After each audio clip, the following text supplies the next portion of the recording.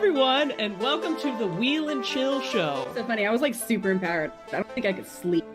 Still follows the same rules, has the same characters and all that stuff, Yes. but it just tweaks it a little bit. You're reading fantasy, and it's so grounded. It's so completely grounded in reality. Rule clarification, if we both get it wrong, do we get bonus points? Soldier Simmons, it is my pleasure to now pin you, raising you from the rank of soldier to dedicated. That didn't happen in the books, but it was awesome. I nailed it. I nailed that. I nailed it. Let me bring you comfort about Iguaine. I know you haven't seen her in a month, but let me tell you this story about how badass she is right now. That fight scene, my boy went through 5 daggers. Everybody's flower is different. I think we learned that in the books. This is I think for me, top 5 moments ever on screen. When I read it, I felt empowered. I felt called to action. One of the best quotes in the whole series is when Gaul says, "Do you like to dance, Erin Ibarra?" The Knights Who Say Chill. AKA the band of really, really nice good guys. Let a couple more drip on. Did you retain everywhere? I am. Do you have a chaser should you need it? Can I have a little bit of mine too? Oh, no. Yo, this is good. Young people do like this now or something instead of this. Oh, it's like this. It's the heart emoji. Don't jiggle. It folds. I like the way you wiggle. Show. We're going to review the entirety of season 1 of the Wheel of Time, the whole thing, finale of Rings of Power. Welcome to the Wheel and Chill Show.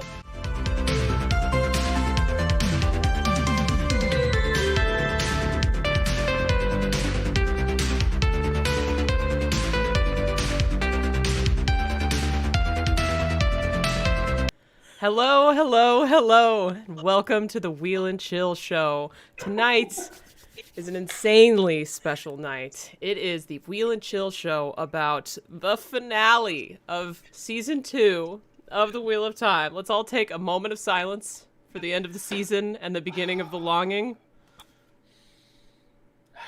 Okay, I'm ready. Wow, Tavern. Okay, that was barely a moment, but we'll move on. Thank you. I worked that fast. I'm sorry. Thank you all for being here in the chat already. As you may have seen on our advertising, we have a couple show-only guests joining us tonight. We've got an extra long stream going on because we want to get as many perspectives as we can. To start the night is an insanely special guest who actually started the season with us, Erin, who is... Oh my God, the timing of that. We just pulled a Matt Damon on Erin. That was great. She just pieced out. Hold on, bring her back. Like too much, can't do this. Erin is back. Welcome back. That was pressure. I'm out. I can't hear Kritter right now. Oh no. Oh, can you hear me now? Are we back? No, I can't hear you at the moment. Okay. We were saying. Somebody tell me what she's saying, and I'll answer that. No, do the thing. That she was introducing you, and then you disappeared. Erin, do me a favor and just. Okay, hold on 1 second. Yeah, do the thing you did before. I'll be right back. We'll introduce ourselves first. Great. Okay, we're having obviously some amazing, incredible technical difficulties, but that's okay because we also introduce ourselves at the beginning of every Wheel and Chill stream. So while she's revamping this situation, we can do that. So, Winespring, why don't you go ahead and go first? Oh, hey, I'm Wine Spring Cafe from X at Wine Spring Cafe, and I make recipes, and you can find them at the hashtag #WhatEats and make them. They're delicious. And tonight I'm eating Lanfear's Forsaken Chocolate Pie. It's amazing, and you should make it and tag it with #WhatEats and tell me how amazing you think it is. You absolutely should. Erin, can you hear me now? Yes. Okay, incredible. Okay, let's finish out, or let's do Tavern, and then we'll reintroduce Erin. Greetings. I am Tavern. I'm still waiting for food packages from Wine Spring, which I have not gotten. On the way. I've not gotten one damn recipe. Not one. So I am on Twitter X. I'm Tavern on there. Oh, look at that. There's some of my merch. That's from Zazzle. So I have merch on Zazzle for anything that happens with the show. And then I have fandom merch on Redbubble and TeePublic under Tavern. I also do TikToks as my, I don't know what to call it, disability disorder allows or whatever. So they're sporadic. Okay. And that's it for me. Okay, amazing. Oh wow, that was weird. Did you see that? I don't know. How did that just happen? What happened? Oh, you did it on your phone. She did it, and it. Yeah. Yeah, it's the new iOS thing. What Do a thumbs up. Do a thumbs up and see what happening? happens. Nothing. Oh, just do one. Wow, that's. Oh my gosh. I'm awesome. I'm magic. You all know it's official. Anyways, what a start to this stream. Okay, so I was introducing Erin before we experienced minor technical difficulties, but we're back now with Erin. We're back, and I'm back. And I she's can hear back. all three of you, so it's great. It's working out. Amazing. Yay. Okay, let's see. And so I'm going to turn all of us down slightly so that we can catch up with Erin, because I feel like she's slightly quieter than us. So if you need to turn up the stream, here's your cue. Okay, so Erin was here for the first 3 episode stream, and then again for, was it episode 6? 5 or 6? 6. Six. It was 6. Six. It Had was to be 6. 6. It was Yep. the Iguaine episode, right? Yeah. Yes, So. yes. Yeah. Okay, so now that we've seen the finale, well, okay, wait, I forgot to introduce myself. I'm Kritter XD. I do Wheel of Time and other fantasy content on TikTok, YouTube here, this is my channel. Hello, thank you for being here. Twitter, I'm on Iguaine. I'm Iguaine _Al_Veer on Twitter. I have a Discord, I have an Instagram, and you should consider following them all. Appreciate you. Okay, so Erin. Yes. Thoughts, initial thoughts. Oh, I didn't even say this. Erin hasn't read any of the books. All of us have. No, I've not. Okay. Yeah.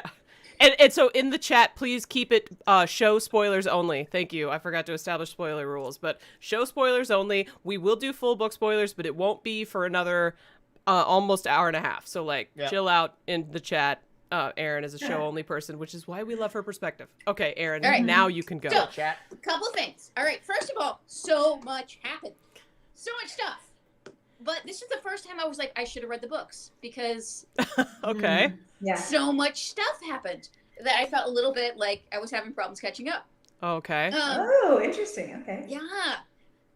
So like I don't want to, but my initial thoughts were they're finally all in one place. Thank God. Yeah. Yeah.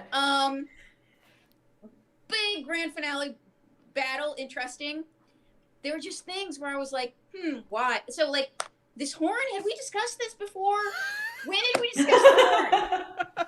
They've been mentioning it Yeah.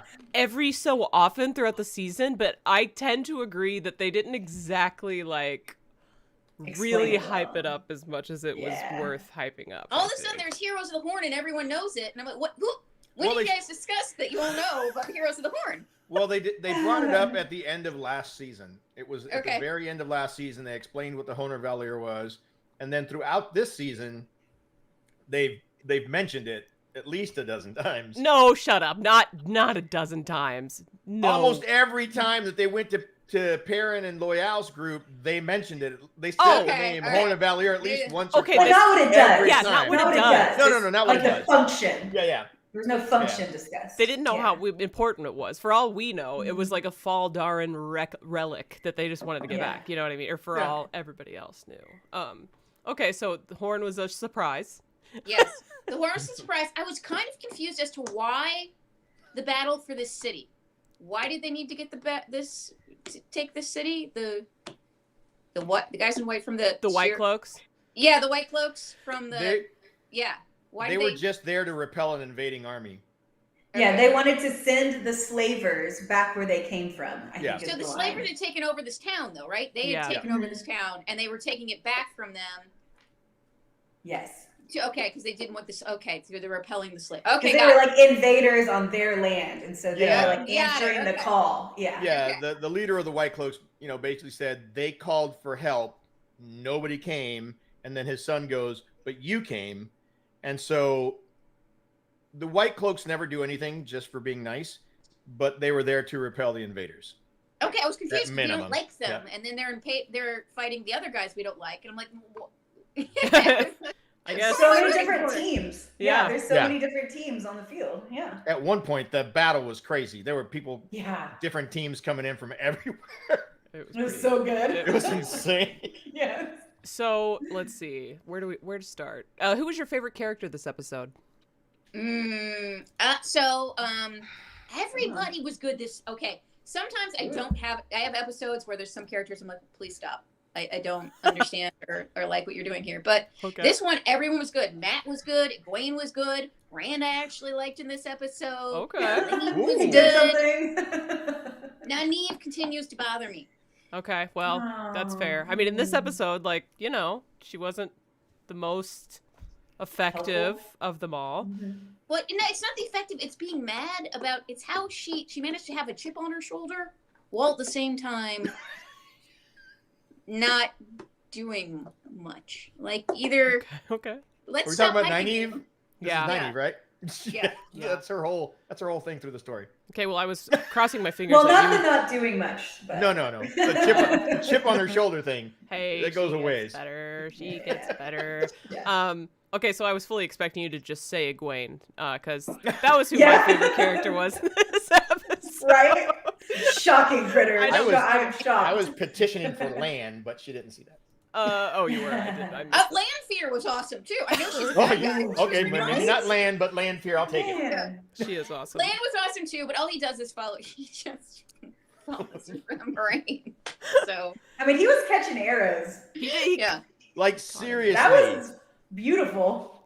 And then he was getting mad about it too. He caught that second one and he looked at that archer like, dude. Stop. I'm busy. We've already established. Like, stop. Oh my gosh. Okay, so you liked Matt, you liked Iguaine, maybe primarily. All right, so were you thinking going into this episode, like, Matt's gonna be good? Like, we're gonna care about Matt? Or were you just, like, fully convinced that he wasn't gonna do anything? I was so glad they did something with him, and I understood. So glad that Perrin was back with the group, because I didn't understand what was going on that whole time. I'm still so glad that they came, and I like what they did with this character because it makes sense. Yes, he stabbed his friend. Also, it was an accident. Yeah. I do have questions.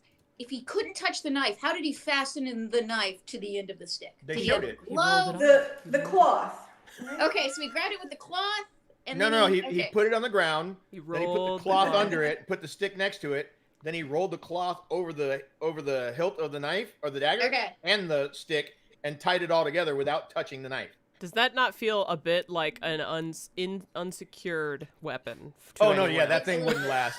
That thing You wouldn't gonna last at stab all. a guy with that, and that's not going to. There's no. Good thing it's a lightsaber, or like Yeah. you know, the equivalent Yeah. thereof. Yeah, there's no way in hell that whole contraption would have worked. Tavern, you should put out a TikTok where you do that, where you fasten it to a dagger. Oh, or and then something. test it. Show it up. Oh, that Yeah, would be test good. it. That All would right. be a good Yeah. TikTok. Yes. Awesome. Shafika Idris in the chat says he was using leather or cloth to wrap. Yeah, but I still think no matter how tight you tied it, even if it's leather, it's not. You have to you'd have to shimmy it in somehow. You'd have to anchor it with glue. There's the whole Tavern thing. Oh, okay. So He's lucky. Fix it. that's He's related. just really lucky. Jose Oliveira in the chat says that knife was secured by the power of plot and perhaps the power of Tavern. Yes. That's not wrong. I like it. I like it. All right, yeah. So I was so happy to see Matt. Like I literally cried when Matt like blew the horn and then realized that he was a hero of the horn. Oh yeah. Or at least that's what I got out of the situation. Did that make sense to you, Erin, once you realized what the horn did? So they're doing a lot of things here with past lives that they haven't done as much of through the show. So I like the whole flashback to 3,000 years ago. Yeah. So the guy that put him in so the guy that made this other guy immortal. So the guy that made the Darkborn immortal is Rand, right? It's Rand in a past life. Yeah, so Loose Theron. Yeah. Yes, Loose Theron. Okay. That's the dragon. Yes. Okay. And he did like orchestrate the entrapment of the Forsaken. The Forsaken. Along with the Imprisoning Dark them, One behind the seals. Yeah. Okay. So, but the Forsaken. Oh, here's what I don't understand though, and we can get to this later if you want. I mean, we can talk about whatever you want to talk about. We can we can hop Just around. Go hard. Yeah. Erin, you're awesome. Before there's any confusion though, just so that you're clear, he didn't give him immortality. He just sealed him away. The Dark One gave the Forsaken immortality. Okay. Yeah. That's a Because good clarification. That's a good Because he's supposed to clarification. be sealed away, but he's not dreaming. He's like, I'm sealing you away. It will be a waking dream. You'll be conscious, but you won't be aware. He's very aware. I don't understand. Yeah, What so in the books, it was kind of like, it wasn't as deliberate as it is in the show. And in the books, Ishamil is kind of like on the outermost layer, in the sense that like he does occasionally get to influence the real world, whereas the other ones are pretty firmly sealed away. Well, actually, no, the other ones, they didn't show up in the show, so it's not gonna matter. Yeah. But anyways, Ishi occasionally gets spun back out into the world, and then he causes absolutely wild chaos. So I guess the vibe here is just, like he was just being kind of mean by not letting him rest. Not killing him the way that But he's not like, I didn't see the sealed away part, because Ishi seems like he's pretty much able to control whatever he wants, to influence whatever he wants. Oh, he's out now. Okay, now he's out. Rand broke him out at the end of episode 8 of season 1. Like the crack in the seal. Okay, I forgot. He's out. I forgot what happened. Yeah. Okay. So he was like force projecting himself in that final episode so that Rand could see him, but like not touch him, But then he got out when Rand released the seal. When Rand And released that's it. why Okay, when got he it. shows up on the tower in this episode, he says, "In the flesh." In the flesh. Except for LOL, he was force projecting himself. He was channeling. Whenever he was Matt faking threw the it. spear, Yeah. so it did. All right, last thing. Have we gone over why this guy craves oblivion so much? Ishi? Like what his thing is? Yeah. Well, I think they firmly established that's what he wants, but I think the reason is not as clear. Back in the Age of Legends, he was a philosopher who was kind of into that like sort of nihilism thing. So I think that's just his whole I think he's just a sad dude who wants it all to end. He's like an emo. He's emo. He talks about it in that scene with Matt when Matt drinks Yeah. the tea. And he, he really emphasizes how much he hates being alive and that the wheel is what it is and it just needs to end. Well, I Everyone's get suffering, if it's like everything's a dark. thing where I get if his thing is Buddhism. Like I'm stuck on this never-ending loop. Yeah. That's pretty much what it is. That's pretty much what it is, yeah. He's Okay. stuck in this never-ending loop that he keeps losing for the most part. He's the villain. Mhm. Right? Where he's the villain, he keeps losing. There's people in pain. Everybody goes through this whole thing in pain. He's really being selfish. He wants it to end for him, but it'll take everybody else out. So he's turned into this whole, let's just stop the wheel and we stop, being reborn and going through this amount of pain and suffering every time. Noman Garden said he used to work in retail. Sad joke. That's funny. Yeah, that was a good one. Well done. Wait, where's your trophy? We didn't Here's your get trophy. Oh, yeah, get you get a trophy. for that one. That one was good. So he's just it is kind of like it's a suffering. Robert Jordan gotta was do it heavily longer. influenced by a lot like mythology and religion in general. Eastern religions definitely being one of them. Yeah. Hence the like time is a wheel thing and all that. So I think there's a lot of Buddhism there with Ishi's philosophy, if I had to guess. Yes. Yeah. Just reading the tea leaves. And also, I have like zero knowledge, so please don't send comments to me about not having any idea what Buddhism is about because I've never studied it. I don't won't know. give them your address for their Okay. hate mail, so it'll be Good. fine. Always good to clarify, though. Yeah. Always I good to didn't clarify. But so that we're clear, her address is. No. So it's just a lot about suffering. He's done with it. And you know what? Speaking of this, people are saying that Ishi was too easy to kill. And I think that he wanted to go down. And that was part of the reason that Rand was so like easily able to just like stab him. You know what I mean? Like it wasn't that big of a fight. Is that what did like how did you feel about the climax, Erin? The way that Ishi went down? I didn't think it went down too easy. Okay. Yeah, no, I didn't. And I'm one of those girls who, at the end of Game of Thrones, the stabbing, and I was like, really? This is what you're working up to? Okay. So, so I didn't think, because they were finally all working together.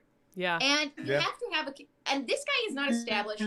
I don't know the whole back. So I guess he's been around for 3,000 years, and since the Age of Heroes, he's been super evil. But they haven't really established that he's invincible. So I thought they were all working together. They all have superpower. I think it made sense for him to go down like he did, and he was happy when he did. He wanted it to be over. Yeah. Okay. Amazing. See, I thought so too. I'm glad that a non-book reader agrees with me, because there's just so many people that are like, there's no way that would happen. It's like, why not? It makes sense. That was the theme of this week's episode. Like last week was sadness and loss, right? Like I said, it was sadness and loss. This episode was all about teamwork. Ishii's team was not working together. They lost. The good guys team was kind of working together. They won. It's just that simple. Yeah. Yeah, and also, Lanfear, why is she working against him? Because she's messy Lanfear. bitch who lives for drama. She's that one friend. No, she just has. You've probably noticed that she has a bit of a thing for Rand. And so is that supposed to be real? I thought that was fake. I thought that was or is she totally into his power thing? She has a thing for Luce Theron. She had a thing for Luce Theron, and Rand is Luce Theron reborn. So therefore, inside his soul, that's Luce Theron to her, and so she's obsessed. Okay. She's like a stalker. Well, but that plus, she does crave power, and yeah, he seems like the best ticket to that for her. You know what I mean? So it's not just love. It's it's greed too. But she, Lanfear, if I can describe her in any way, it's that she's on her own team. Yeah. She's not on the Dark One's team necessarily. Or I like that team. about her. I like that she's looking out for number one. She's an icon. What can we say? Hard to be a woman in this world. You gotta look out for yourself. You gotta. It is. Although the fear of Jeebus was in her at the end there. Oh yeah, so we're talking Forsaken for the first part of this. We can move on to talk about our newest Forsaken to hit the scene, Mogedion. Was this something that made sense to you, Erin? No. Who are these people? Okay. Let's see. What? Oh, this is not okay. We're doing this. Sorry, Winespring's coming back. Yeah, so these are the Forsaken, including Mogedion, who is. Her nickname is the Spider, and you might have picked up on some spider yes, okay. vibes. Okay. Softly from the shadows. Oh my gosh, Winespring is in and out. It's okay. So yeah, she is just another Forsaken, another one of the most powerful channelers from 3,000 years ago in the Age of Legends, and Ishii, before the fight started, decided to just let the rest of them out. Yeah. Okay, well, why wouldn't he do that from the beginning? Okay, so Ishii is a planner, right? He likes plans. And so he thought that he could manipulate Lanfear the most because the rest of the Forsaken, they said it earlier in the season, they're insane. Some of them. Some of them are crazy. Some of them are super power hungry. They don't work well together. His best shot was to work with Lanfear. And he knew that she was going to betray him. So she lets out. So he let all of them out without her knowing. Yeah. So okay. So I mean, she told him. She's like, "Yeah, I'm going to betray you." She told him 10 minutes in the episode, totally going to betray you. Yeah. 100%. I don't know if that was the smartest way to go. Oh, she don't care.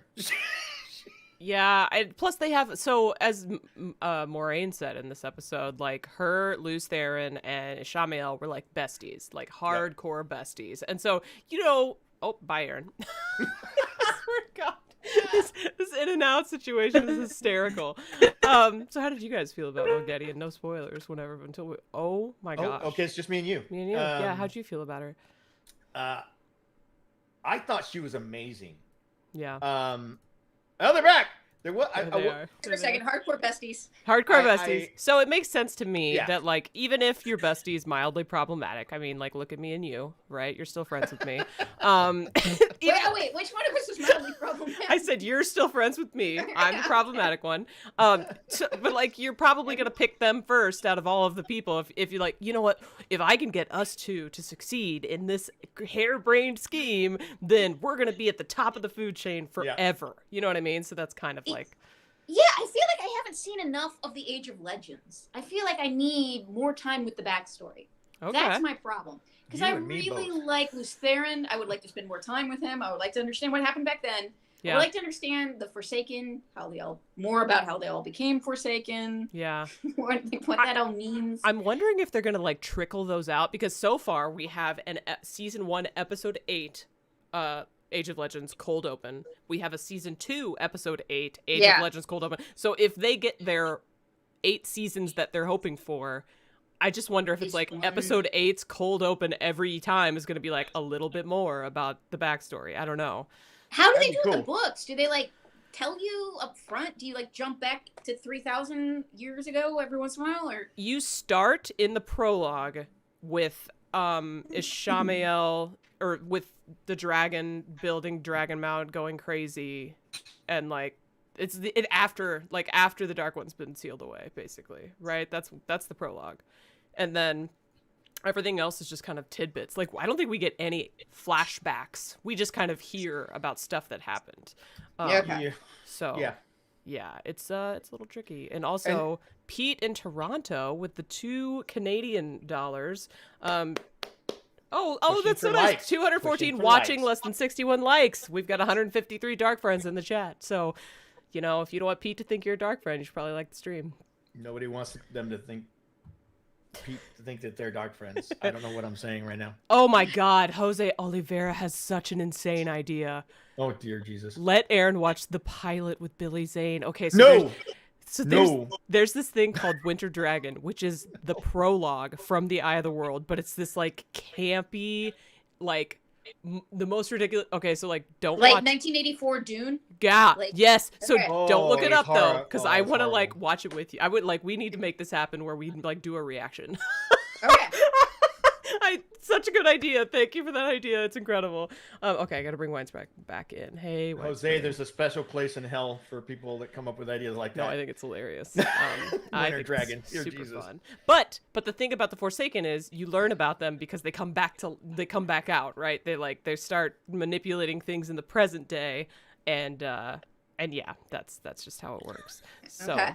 All right. I feel like yes, there's so much to talk about this episode. Mm-hmm.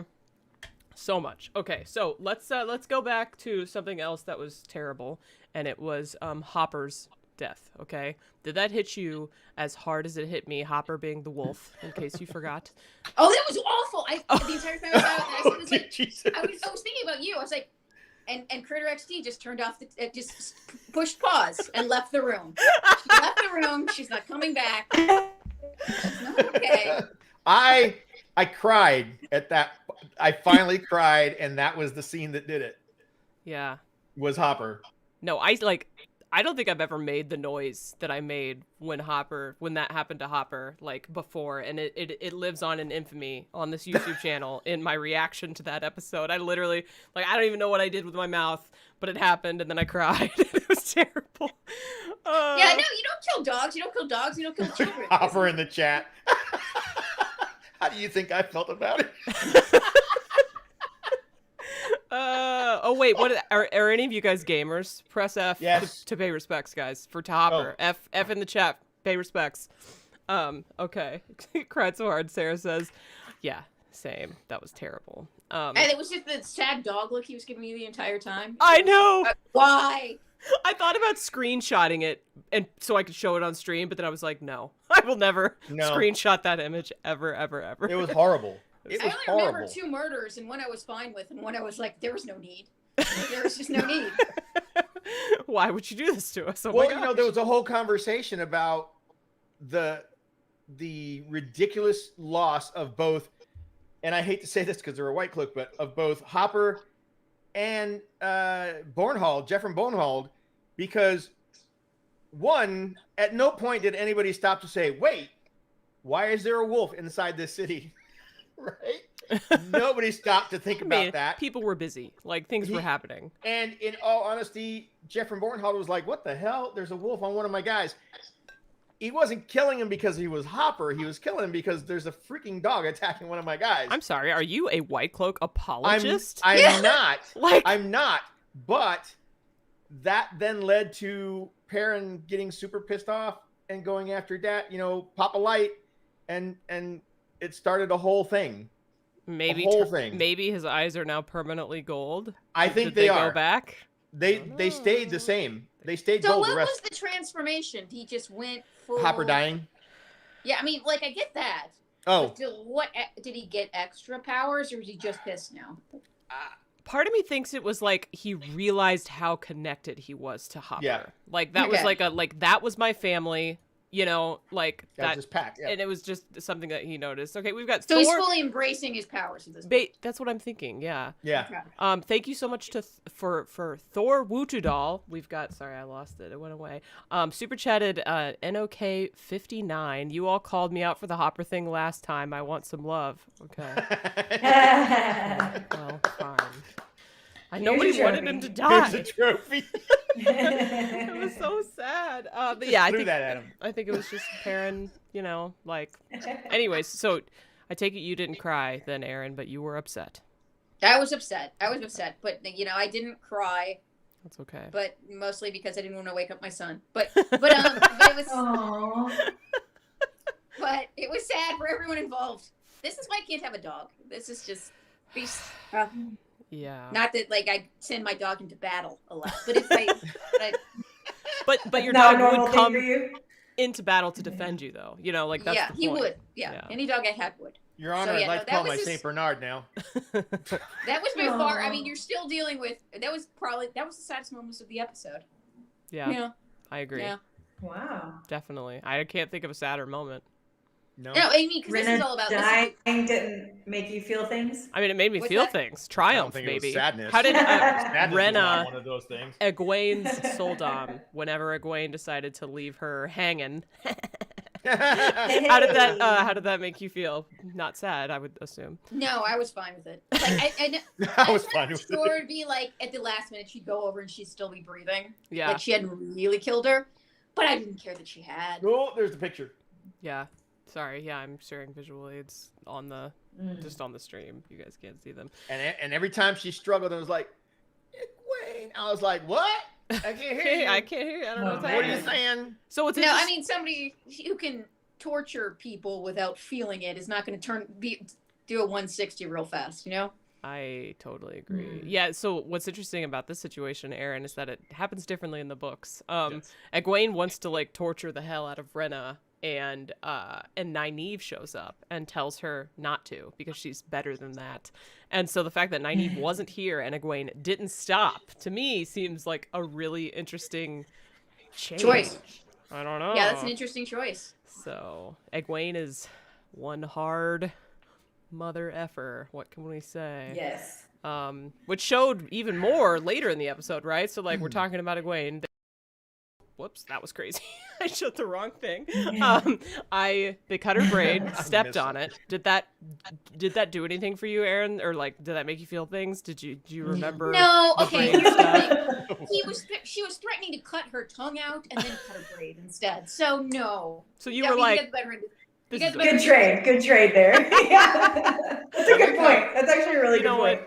Fair. Yeah. I like how Rena kept letting her have things until she was done letting her have them. Like, oh, you had that tree. Okay, I knew about the tree. Let's burn the tree down. Oh, you have this braid that you braided yourself when you were mad at me. All right. What? Nope. Bye, braid. Yeah. She was something. That was a Mind great games. character. Psychological torture, and I hated it. Really? Yeah. Oh, Sarah C says, I feel like it showed Egwene's growth. Okay. She's not just the little village girl, innkeeper's daughter anymore. There's a lot more. A stone cold killer. Not even close. Yeah. Stone cold killer. Exactly. Yeah. So I can't wait to see what happens next season. I love seeing it with her. So before we head off from the Iguaine Rena thing, how did you feel when she finally did what do you think made her finally shoot that fireball down into the fighting below? Erin? I don't know. I was a little bit confused as to what I mean, I think she had an end plan and she knew exactly. I mean, she's like, I'm waiting for my opening, got my opening, and now I'm taking it. Yeah. So I think that might have been, I mean, she might have, I don't think she was aiming to help or hurt. She's just like, oh yeah, fireball. And then I'm going to go about with my plan to put this ring on your face. I don't know about anybody else. Did anybody else think it was because she caught a glimpse of Valda? I think she just noticed that they were white Or cloaks, and then and she doesn't care either way. Yeah, right. Once it became more civilians that she was going to be shooting at, she was like, no, not doing that. Pass. They really focused on kiddos too. When yeah, she they saw did. The kids she in was the like, street, she was like, not doing that, not hurting the innocent. Yeah. Don't get me started on the white cloak kids. Ooh, okay, Christopher McDonough, good point. Can we ask Erin about the Soldom channeling reveal? So whenever Iguaine took on Rena and was Interesting, yes. yeah, okay, so Rena's like, you stupid Iguaine. I don't know, like, how, like, were you That like, was perfect. did you think It was. She was that, so cocky. what were your thoughts during that time? I don't know what This to, is how to again phrase when I this. need backstory on the Soldon. Okay, so they used to be. There was something that happened back in the day when they left and went to form their own community. Mm-hmm. And they turned everything that was happening in one community. They kind of made it their own and changed it and became slavers, which is not. But yeah. So I liked what they did there with. They could always do this, and I don't know, like they forgot or changed it for their own purposes. But again, I wanted to go back and hear. I wanted more backstory. Okay. Hey, Erin, can I interest you in some backstory? Yes. I also this entire episode was like, "Where's the prologue?" This entire episode was like, "I need a where's the one that's just prologue? Need a primer. Where's the Silmarillion for this world?" Oh God, no! It's 14 books and a but prequel. I understand it when I read it. Yeah. Oh my gosh. Okay. They kind of showed it again with Lady Suroth and her voice. Yeah. They seem to be sensing that. Oh, they saw that Louise coming. Headed their direction. Oh, 100%. Interesting. They I didn't noticed notice that. Yeah, they didn't know where it was coming from either, because Moraine was off to the side. And they were just behind looking them. around. They could feel it. But as soon as she started and got closer to the ships, they both were like, "Oh shit!" Like something's coming. Yeah. Also, okay, Erin, just for the sake of anybody in the chat or Erin, I try to contextualize some of this lore stuff that's not spoilery on my TikTok. So, like, you know, I talked about the Shan-Chan sort of like a few weeks ago when people were like, who the hell are these people? I'll be definitely talking about the mechanics of the Soldom and the Adam, because people were like, what the hell is going on? Like, how can she? And you know what? Some of the things are mysteries even to book readers because they're new concepts. And so that's where theorizing comes in. But well, it makes sense. The only ways this like magical neck thing would work is if there was they also had some sort of magical power where they could be right. Yes. That would only work if they had to have some sort of connection with the wheel. You know. Well, there were two instances in the show where one was with Rand. And I think Kritter brought this up, when there was a change of the shielding weave on him, he seemed to sense a shift. You could see it in his face. And then Iguaine, right before they did the test with her to see how strong or powerful she was with that blast of air, Rena says, "You saw her light, didn't you? Your light will be brighter." And then she tells her, "I don't need you for this." Right? And so she pulls the weave or the one power out through Elaine and does the test herself without needing Iguaine. Yeah. Both of those things that happen in the same scene pretty much scream they have some connection to the source or to the power. And on top of that, she always looks elated when it's happening. Yeah, she like gets all that high. Yeah. Super high. Okay, so we only have like 5 minutes left with Erin. Very sad. Very sad times. Erin, no. I know. How did we feel about the Lan and Moraine interaction? They're back. They're not broken up anymore. They're broken up. Like, they're bonded. Moraine rebonded Lan, and we're friends again. Did that hit you in any particular I like way? it. They're an old married couple. They feel like to me. It feels like they have old married couple vibes. They've been together forever. They're besties. Yeah. Lorraine. I don't know what their ship name is. Well, it's not even a ship, unless like a platonic ship. They're a platonic ship. We love them. But that bonding thing. Oh my gosh. Sign me up. I cried. Yes. I cried. Right. Sign me up for I was that. like, where can I get some of that for sure? I would like that 3 times a week, please. Fair. But you get why they keep coming back for it. You get why it's such a big deal, you know? Yeah, it's pretty great. Okay, so I guess we didn't talk about the end yet. How did the dragon in fire thing hit for you? I kind of liked it, and it didn't. Okay, I love the complexity. Yes. Hit me with the Yes. reasoning. It was cool because Yeah. everyone knows now. So Moraine says something about he'll make himself known today, and then there's the big dragon in the sky. So part of it was like really cool, and part of it is like, oh, it's a dragon firework. Reminded you of Lord of the Rings a little bit. Yeah. Do not take me for some conjurer of cheap tricks. Yeah. Exactly. Oh, how dare you, Tavern, bring that up with Moraine? I'm in mind. just It's saying. terrible. I mean, Maureen is the Gandalf of the Wheel That's of the Time. first thing I thought of when she Is did it really? this. When she did this, Oh, I expected man. the dragon to come down and swoop over the hobbits. Oh, that's so funny. Yeah. So okay, so we liked it. We didn't. We were mixed. Okay, here's the alternative, and I'm curious how you would have felt about it. In the books, Rand and Ishii are essentially projected into the sky, and they have a sword fight. Right? And then Rand like Awesome. beats him kind of in a sword fight up in the sky that everyone can see. Who projects them into the sky? Why are they projected into the sky? Fate, the pattern. Oh. I don't know. It's like their battle is being, it just gets put up in the sky for everybody to watch. Okay, that's kind of cool. It's very so. There's no winning for here because one way they're Lord of the Rings, one way it's Star Wars. I mean, they can't really. Okay. Can't win. Can't win. But the second one feels cooler to me. The one from the book. Well, I'm not gonna lie. I was hoping for it. This is the alternative. The only thing that I had a hang up with was I wasn't sure how it could be not cheesy, like how it could be cool. How can they they can make it look cool on screen? You know what I mean? Well, the other thing is Iguaine has to. I liked what they did with Iguaine, where has her whole shield up and she's protecting them all. Yeah. I don't know how they that can't was do that badass. if there's a big knife fight in the sky.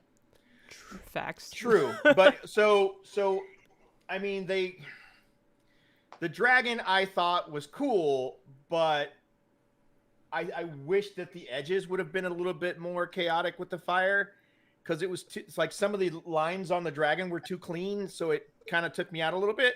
But the fighting in the sky, I'm sorry, go ahead. Oh, I was Kritter. just gonna say you didn't like the CGI essentially. It was a little off, but I mean it wasn't bad. It was good. It's just a little off. It kind of threw me off. But the whole fight in the sky was the tower. That's how they represented it. They put him on top of a tower. No, I get it. I get it. Like I totally Yes. understand.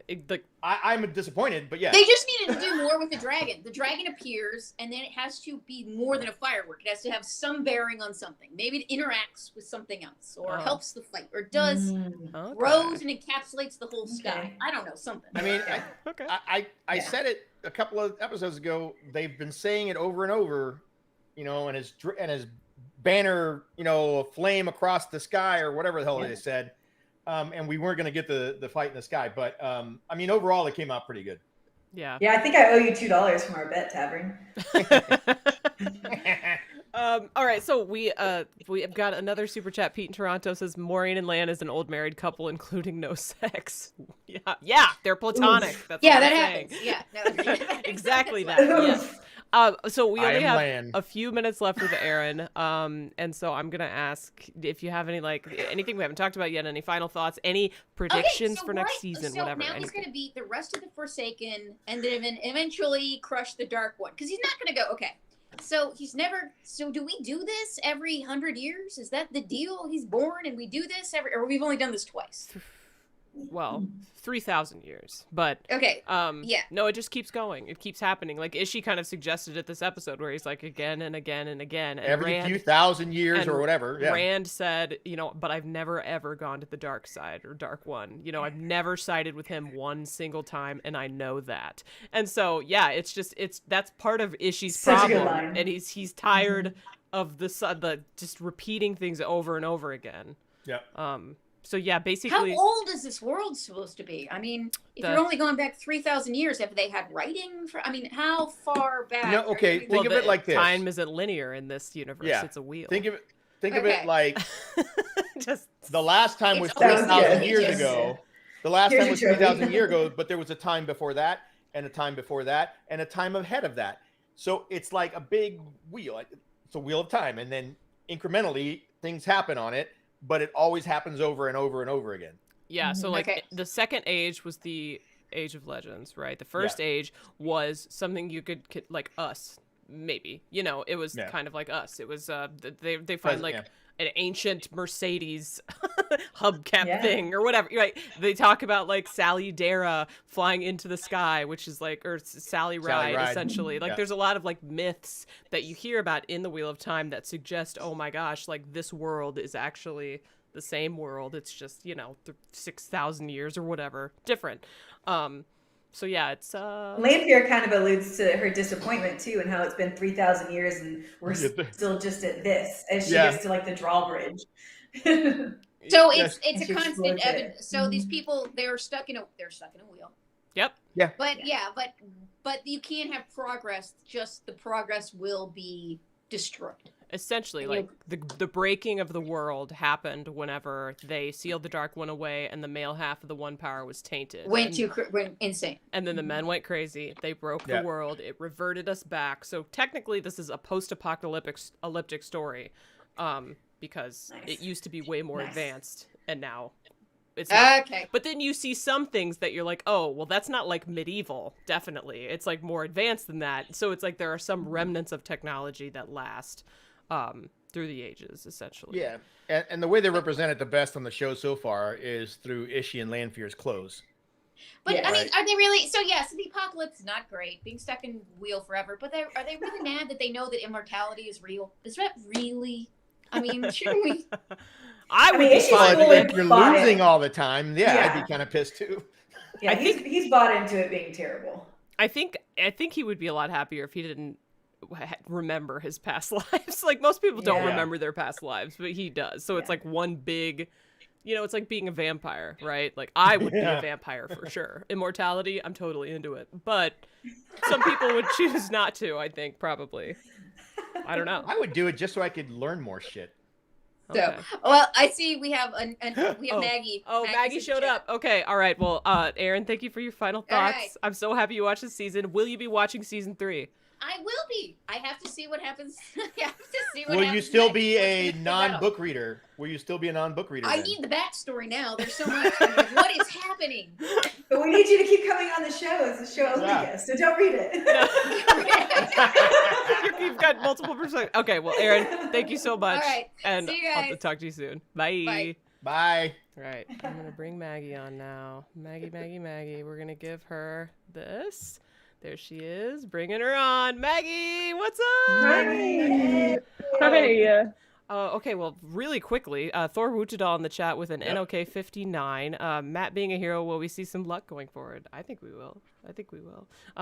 We don't know as much about Matt's luck in this segment, which is a spoiler-free show-only segment. So we'll talk about that later. But thank you for the super chat. Maggie, oh my gosh, hi! So happy to have you here. Thanks. How did you Happy like to be here. the finale? By the way, everyone recall Maggie. She came on for episode 5. 5, yeah, because we did the first 3, Yeah, it was 5. And we all loved her, and everyone was like, "Give us Maggie."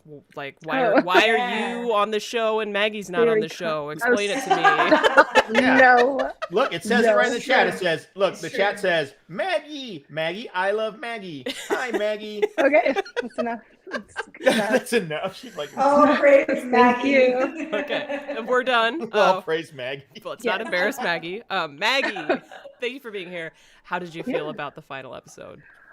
I loved it. Like, loved every moment of it. It was so well done, and there was so much happening the whole time. Yeah. It was so good. Very fast paced. I'm so happy you loved it. It was so good. So happy. This is why we need Maggie. Did the previous person not like it? No, she did. No, she loved it. Oh, okay. We also love Erin. We love Erin. Thank you, Erin. We love Yes, Erin. we love Erin. Okay, so what was your favorite part? Oh my gosh, Matt blowing the horn. Here Are we you go. kidding me? Okay, but I had no idea. Like, I was watching it and I was thinking, like, I wonder if that's a thing he can do. Like, I don't know the ins and outs of this special stuff. So I was like, I wonder if he can just do that. Or is there like a special Dragon Reborn thing that has to happen? I loved it in that moment where he was like, I remember. I was like, I like teared up. I mean, come on. Me too. That was so compelling. Did anybody else? So good. Did anybody else get anime vibes from that whole scene. Like when he's standing there yelling "Doviendes esto," it was very One Piece. Oh, yeah. I haven't seen One Piece. It looks like they used CGI to like make his mouth bigger. I know his mouth just grew like 10 sizes. It's like powerful. Okay, was that?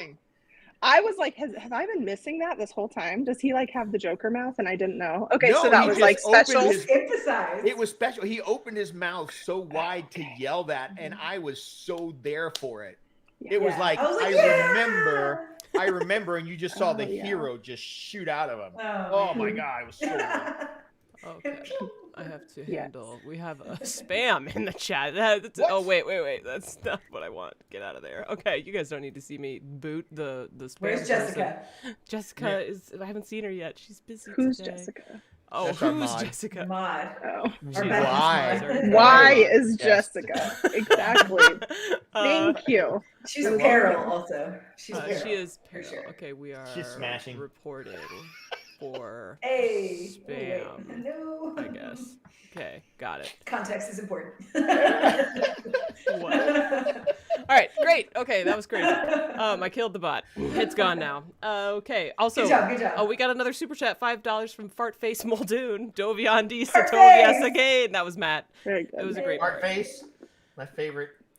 Always glad for some fart face. Love me some fart face. The best. That's the best name ever. Okay, so Matt was our favorite part. All right, so did you expect what he did with the dagger? No, okay. I was having a serious crisis of conscience in that moment when he was like deciding. I was like, Matt, no, we've been over. Like, we can do this. You know, I felt like I was like trying to pep talk him through it, and then I love the we. He like fixed it so fast that I was like, what? Wait. And then all of a sudden he was like shoving it through the keyhole and out. And I was like, I, again, didn't know that was allowed, I think. But I loved it. I didn't see it coming at all, but I was there for it for sure. I didn't see the dagger slicing through shit either. Like, no, that was really cool. That came Very out of nowhere. Super unexpected. It was cool. Is that like a special dagger in the books? Yeah. Does that dagger exist? But it doesn't have those same properties in the books. It's got the darkness. How's that? But you didn't know it could slice through stuff. Is what you're saying. It was like not it didn't have that in the books. Right. Okay. But Matt knew that because he was so connected to the dagger. So with Matt and That's the dagger, my explanation.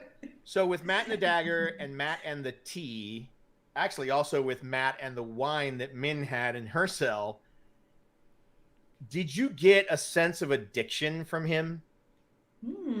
Because like when he sits down to the tea, he's looking at the sand run out and he's like, do I get it? Do I take it? Yep, I'm taking it. Boop.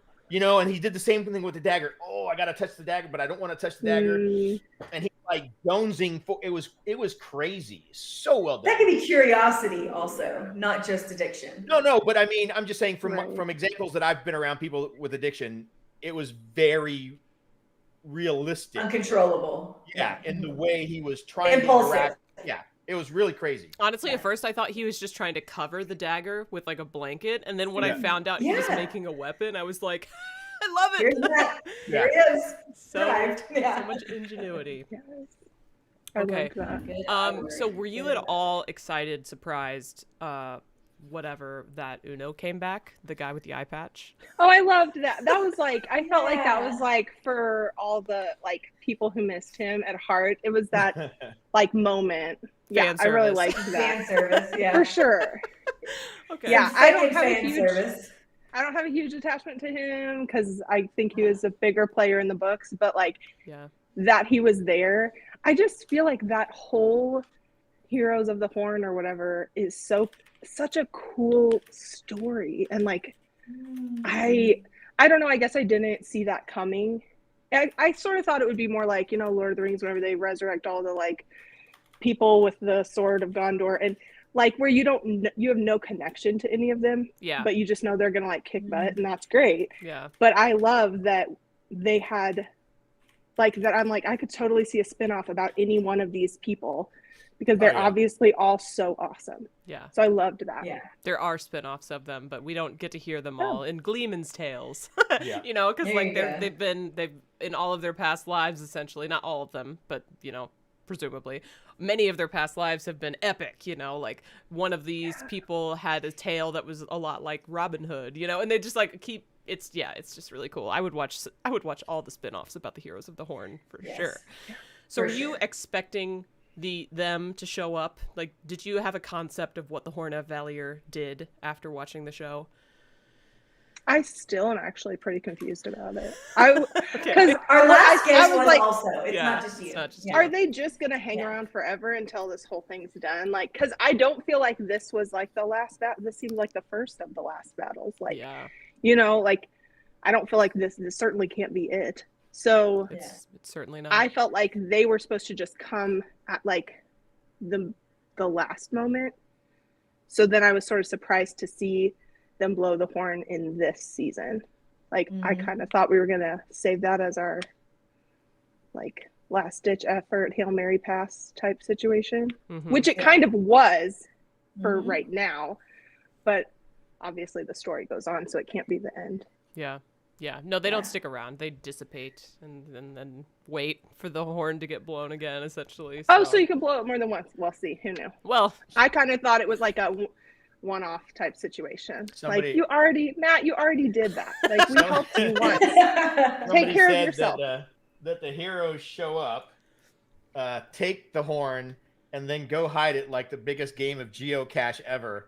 I think that was Dan from The Way of the Leaf. It was so hilarious. Dan. I was like, Nice, that Dan. was beautiful. That was beautiful. Yeah. So did it disappear? Did I miss that? Yeah, one of the heroes took it and made it vanish behind her. That lady. And yeah, but like, where did it go then? That's the question. We need it. Like, does she give it back to Matt? It went back into the pattern. I don't know where it went. Back into the pattern. I don't know where they put it. Seems like Maybe there's she a has. lot of Maybe her searching pants. for the Maybe her horn. pants had pockets. Her pants definitely had pockets. Maybe She made those things disappear. That's not a maybe. That's a definitely. It's a I definitely. mean, they were definitely pockets. Yeah. Maggie knows what's up. Totally. Totally. Okay, so let's see. We've talked about Matt this whole time. Who was your Oh, yeah, second sorry. favorite character from this episode? Okay. From Okay. left field. Here's the thing. Earlier in the season, I had no love for any of the female characters because I just Ooh. felt like they were just all fighting over who was in charge. I didn't like that. I like it. But oh gosh, see, I'm gonna mix up their names because that's my thing. You can describe You them. can fix it. I liked the one they were trying to save, whose name was Iguaine. Iguaine. Yes, yeah. Like I felt like she totally redeemed herself. In Oh, go ahead. Good Critter. word. No, Good you word. Redeemed. Yes. Yeah. Rejoice, Critter, rejoice. Yeah. Always. I mean, she's still not like my favorite character, but I Oh!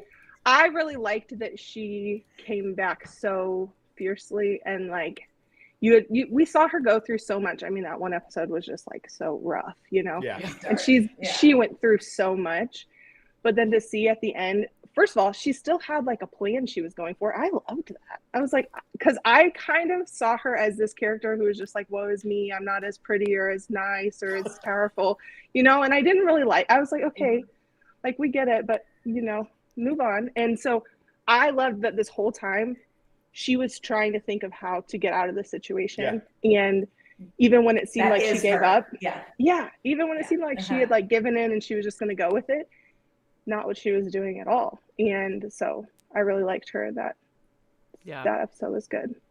So that moment when she hung Rinna up, like Rinna had hung her up, did you expect her to let Rinna die?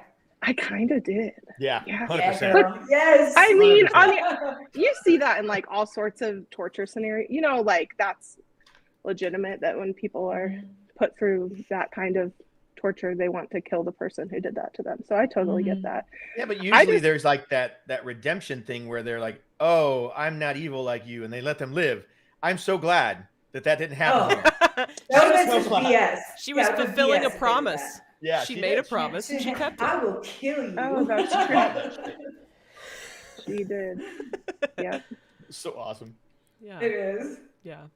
I want to remind everyone in the chat, by the way, until I can get Zool in as my another mod. We are not doing book spoilers yet. It's show only for the next 30 minutes. So everyone be cool, okay? Be cool. I posted something earlier, but it's already gone though. Okay, so yes, Iguaine, amazing, biding her time, the smart one, and people are like, what did she redeem herself from? My guess is like it was just her feelings of inadequacy, right? Because the whole first part of the season, she was like, oh, no, Nynaeve's better than me. Everyone likes Nynaeve better than me. Nobody likes me, you know. And now it's like, no, she's got her own thing, man. She's amazing. Yeah, she fell into issue like this. Like she didn't hesitate at all when he showed up. And it's funny because Renna, I hate to say it, kind of helped prop her up. Oh, you're so powerful. Oh, you're so special. Oh, you're so this, so that. Yeah. And Maggie's, Iguaine's sitting there going, yeah, fuck yeah, I am. Yeah, I am. And I'm going to use it against you. She just needed some affirmation. That's all she needed. Just a little, somebody tell her she's worth it. Yeah. Yeah. I mean, I'd like to think that she didn't need that. I think she would have been fine, but she would have done it regardless of Renna's encouragement. But yeah, I see what y'all mean. I'm about to squee. I feel like she just didn't see like her own power, because she was constantly in comparison. Yeah. And it wasn't until she was like alone by herself up against one other person that she realized like, oh yeah, I'm actually pretty powerful in myself. Like when I'm not constantly looking at Nynaeve, I got a lot going for me. And I just loved that story arc for her, that she like finally came into her own in that. That's awesome. Yeah. I love that. And that moment too, where she realized that Maggie, the sitter for the blue, was just on the other side of the wall. You kind of see her be like, nah, like her back gets hard. Like she's going to step into, because she wants to protect her friends always. Yeah. It's a big reversal of roles. At the beginning you have Nynaeve, who's very powerful, very self-assured. She's strong-willed. And then Iguaine gets to the tower, and the first time they're there, and the Amerlin's like, "Oh my God, you're so strong!" No, not you, her, right? And it starts just chipping away at Iguaine, and we see that culmination in this season where she's just taking it all in. I'm a novice, this, that, or the other, and then she gets put in a situation where now Nynaeve is the one that's kind of timid because she doesn't she can't do what she needs to do.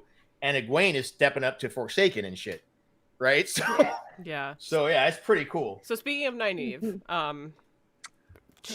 how is she for you this episode? We haven't talked much about her yet tonight. She looked so scared the entire time. Yeah. I was like, she is going to break into tears any moment now. Like, we need a little bit more out of you. And you feel bad saying about that because in essence, they're all going through a huge trauma right now. So I don't want to like belittle that, but I felt like she was really hard to watch. And I don't know what's going on behind the scenes. Like, I don't know how much power she actually has. I don't know like what all her deal is, but at the same time, she put herself in the situation to save Iguaine. And I'm like, you had no business doing that. You kind of are the weakest link right now. She has liability. Yeah. Ouch.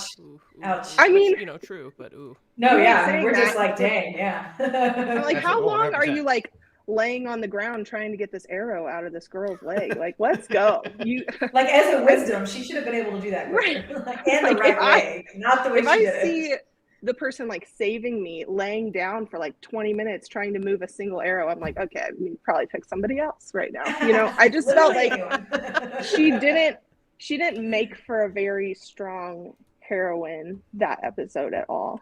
Yeah.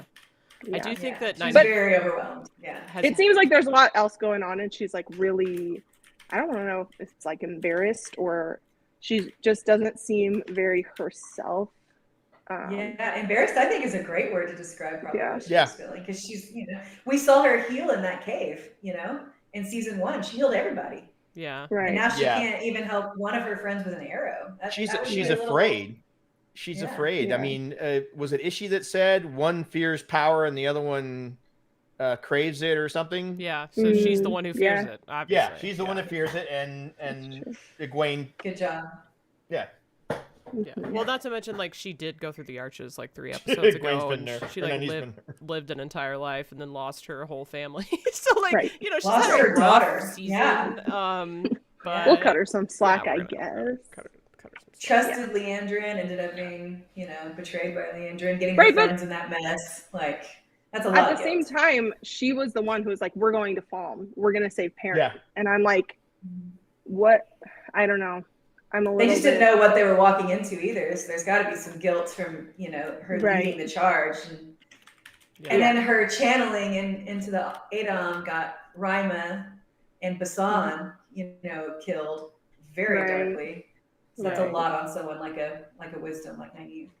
Yeah. Right.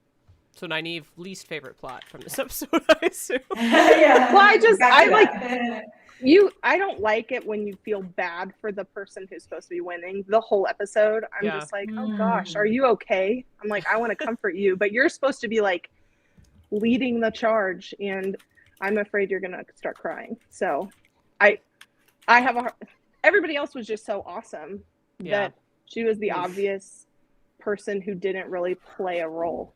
Okay.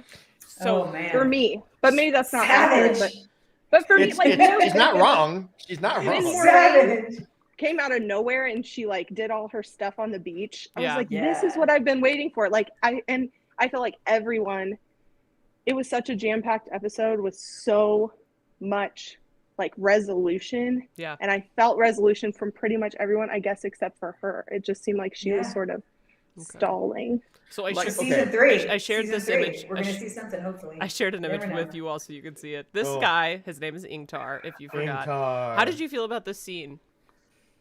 I was heartbroken. Okay. I mean, okay, but the realistic part of me was like, he killed like 3 guys. Why didn't you just kind of run away with everybody else? I'm sorry. If you run it back, he really didn't like. One man could not hold 100, in fact. Yeah, it wasn't like, let me hold them up, and then he kills like 50 of them. He really only, so it was sort of hard to watch. Mm-hmm. Very just a sacrifice. Yeah, like a heroic sacrifice, of course. But yeah. Okay, so should I ask her? Should I tell her what happens in the books? Okay, so in the books, so this scene with Ingtar in book 2, this happens in this book, Great Hunt. He does do something similar. He kills more than 3 people in the process. But Ingtar is a dark friend, but he felt guilt. He felt bad. He wanted to make up for it, which is why he sacrificed himself to save like the dragon, essentially, and the people with the horn. He wanted, and there's this big scene where like Rand tells him, that anybody can be brought back or something into the light. It's never too late or whatever. And it's like this insanely heartwarming moment. And then Ingtar goes off and just like absolutely obliterates people, and it's amazing. Did you get like knowing that? It's such a good part. Yeah. Knowing that was there like part of me thinks they kind of like trimmed some things, because like he had that conversation with Perrin where he was like you need to consider why Fane might have did the things that he did, right? Which to me made me think, oh, he's a dark friend in the show too. This is happening, you know what I mean? And then we didn't get that little redemption, but like did you leave the show thinking highly of Ingtar, or was this just kind of a one-off death and you moved on pretty quickly? I felt like I didn't really get to know him well enough. Yeah. Probably in the show to, I mean, even so, you saw him with Loyal and Parent. Like he was enough. I kind of feel the same way about him as I did about Uno, where it's like they're there enough that you're rooting for them, but I didn't notice like a huge subplot with him or a lot of character development, so I wasn't like super attached, I guess. Right. Yeah. So basically, they didn't have enough. This is just a runtime / need. If we're gonna flesh out these characters to give them their like fun little moments, we need more runtime. We need more episodes, and then we can do that. Yeah. Basically. Okay. Probably. I was just curious to see if you had like picked up anything related to him being a dark friend, but then when obviously he didn't have his final scene, it didn't all come together. I was disappointed. Okay, so Ingtar being we talked about you mentioned Moraine and Lan on the beach, and how awesome it was and how satisfying it was. Did you enjoy the rebonding scene? Oh, I loved that. Yeah. I really did, because I just loved the moment whenever she was like, it's because you're far my better, or whatever she said. I was like, done. Like, So good. so good. So good. Were there tears? Did you cry? I might have teared up. It might have happened. Yes. A little misty. Yeah, exactly. I just felt like it was such a heartwarming scene when she always seems so cold and like aloof, and to see her, like, she doesn't share that with anyone. So then the fact that she shared it with him, I was like, oh, this is what it's all about. This is why they do this, where you have your person. Yes. Like, this makes so much sense. I loved it. And I loved that he was like, yeah. Oh my God, I just thought that down. I love it. She found her lobster. I just love that she let him back in, and that he like wanted that, you know? Yeah. Desperately wanted it. Yeah, that he asked for it even when she was horrible to him. He's like, yeah, I don't really care. Like, he was I love there. you. You're my That's lobster. been his Right, I life love for that. 20 years. He's, you know, he said it, feeling every emotion. He goes, what are you afraid of? Then I'm going to feel that you're disappointed, that you're sad, that you're this, that you're that. Basically reminding her, I have felt every emotion that you have felt for the last 20 years. Yeah. There is nothing that can stop me from still being your warder. Yeah. Yeah. I don't know. Like, I thought Daniel Henney did some insane, like, acting in this in the scene too. Like, he did. It was kind of on par with the episode 5 of season 1 for me, where he was like the head of the mourners, right? Because Lan is relatively stoic, and so a lot of it is just like straight faced. Slightly disgruntled, slightly angry. But then when he really gets emotional, I feel like Daniel Henney really shines, in my opinion. Yeah, he's like the moral compass for the entire series almost. I just kind of feel like that. Yeah. All right, we have. I love the scene after they bond. They pan out, and you see that there's like water on one side and the beach on the other with them, and it's like a sinuous line, just like the Ice and Ice symbol. What is that called? Yeah, just like the Ice and Ice symbol. It's really neat. What the hell? What is happening? What was that noise? It's a weird noise. I don't know why my phone went off playing Stacy's Mom all of a sudden. Amazing. I don't know what the hell that was about. I don't even have that song in my phone. Okay, well, Weird. let's talk about Perrin. That was weird. Maggie, how did you feel about Perrin's plot this episode? I will remind you that Hopper died. Hopper the wolf died. Did we talk about it again? Did we cry? Did we? How do we feel? We had to see that come in, right? We did. Like, we did. I know. Yeah. Maggie, did we? I did. Yeah, I did. I feel like it was like man's best friend moment, where you're like, the dog dies for the guy. That just happens, you know. I loved that part. I liked seeing, really my favorite. Well, there were two parts for him. The part where he like met up with Loyal and he was like so excited. Yeah. That was like, I just loved that, because it kind of showed again that they're just kids, you know. Like, he's a kid and he sees his friend and he's excited, even though all this stuff's going on. He's like, let's hug. I'm like, who has time for hugs, you know? But he does. So I loved that. And then at the end, whenever he got in there with his shield, I was like, yes, this is what we need. And it was like finally the reunion of all of them, and he him coming in sort of like brought everything together. Yeah, and the fact that he was like using the shield to protect like Iguaine and Rand and like hell, it's just like all of it was just so emotional.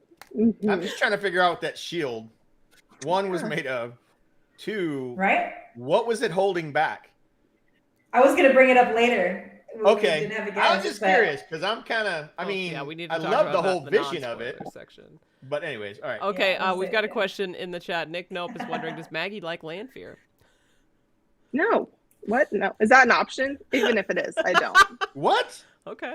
No. You don't like Lanfear? Do we know who Lanfear is? I know sometimes you're like, I don't know. Thank you. That's good. Have you been watching the same show that we've been watching? Yeah. No. No. I don't like her. No. Am I supposed to? No.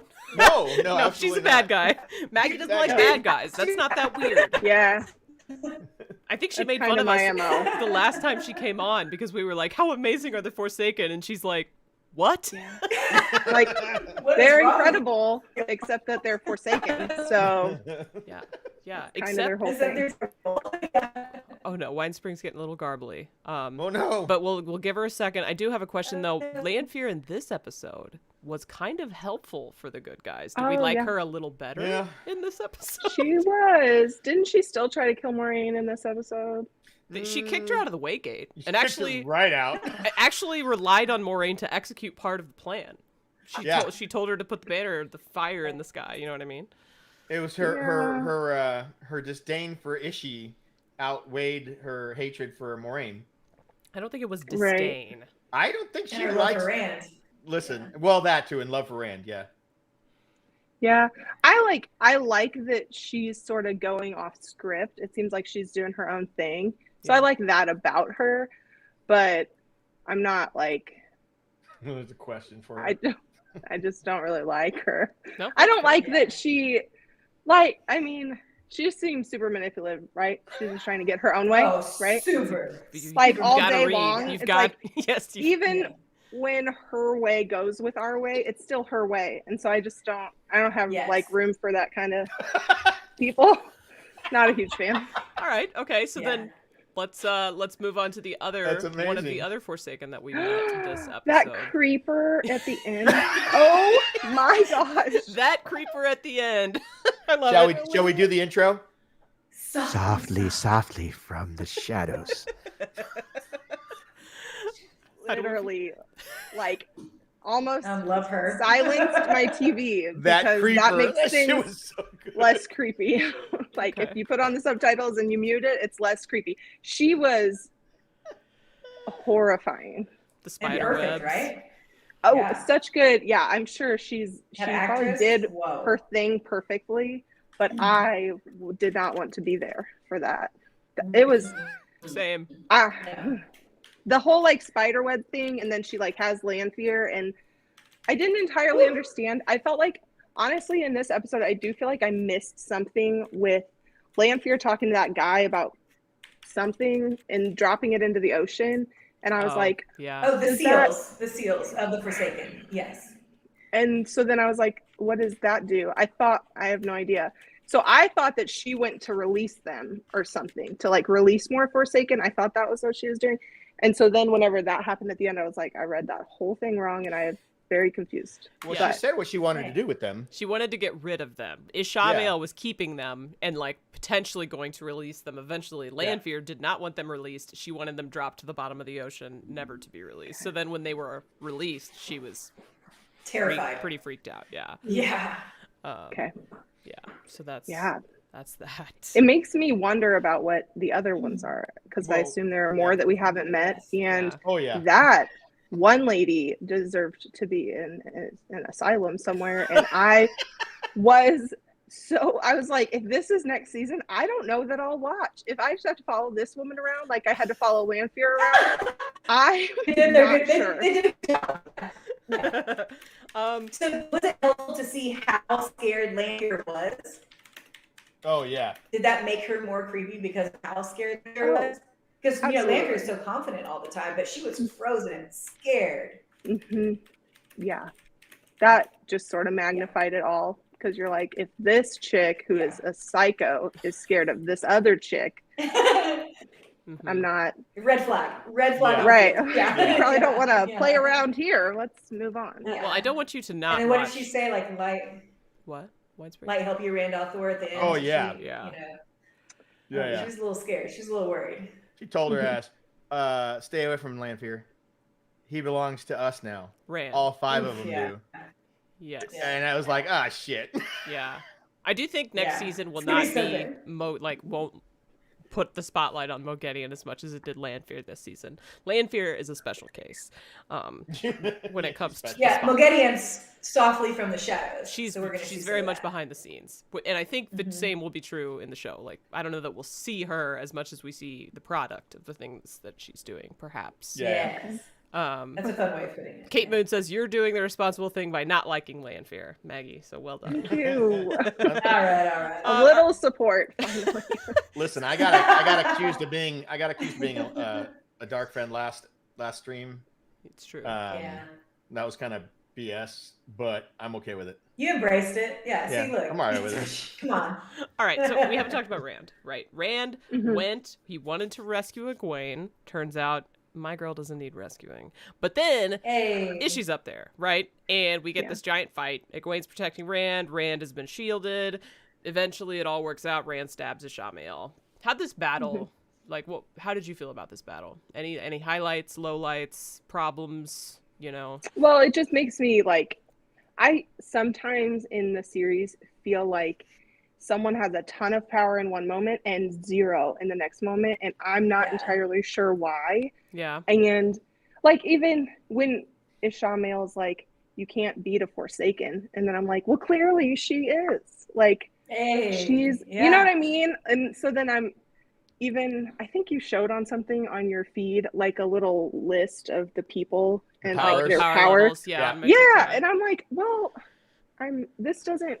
So there are some times that I don't understand why certain people win or are able to shield other people. Skill. If it's just right, but I would think he's so much more skilled than Iguaine. I think in this in this case, Iguaine was not winning, and it felt like a win because she was holding him off and delaying.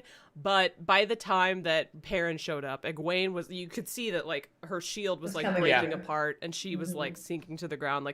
He was winning. He was gonna win. It was just a matter of time. And granted, if we went power levels in the books, I'll admit for sure that this probably wouldn't have taken him as long. He would have taken her down faster. Right. But I think he was going to take her down in the show. It was just a matter of time. Maybe it's just that. It's the timing thing. Because whenever Nynaeve jumps out and puts the collar on the one girl, it's immediate, she's a Demani or whatever. Yeah. But then whenever Iguaine does it later, they have a whole conversation before it forms. And I'm like, they were both collared. Oh, so it was and that changes it? No. So it adds a dimension. I can see that. It seems like it added kind of a dimension. Yeah, it's possible. Yeah. Maybe. I think they're just. I just think it took Ren a little bit longer to realize the truth. But it shouldn't. She shouldn't have to realize the truth. No, I get that. 100%. No, 100%. But I mean, that's how it played out. At least that's how I saw it play out on the show. Is that once she was like, "What?" and then it kicked in, right? Yeah. So that was an acceptance. Yeah, it was weird. Yeah. Maybe. I could see, Sam Guro in the chat and Maggie. It sounds like this. It's all about it's cinematic suspense. So yeah, I think some of the timing things they're doing for dramatic effect, without a doubt. Right.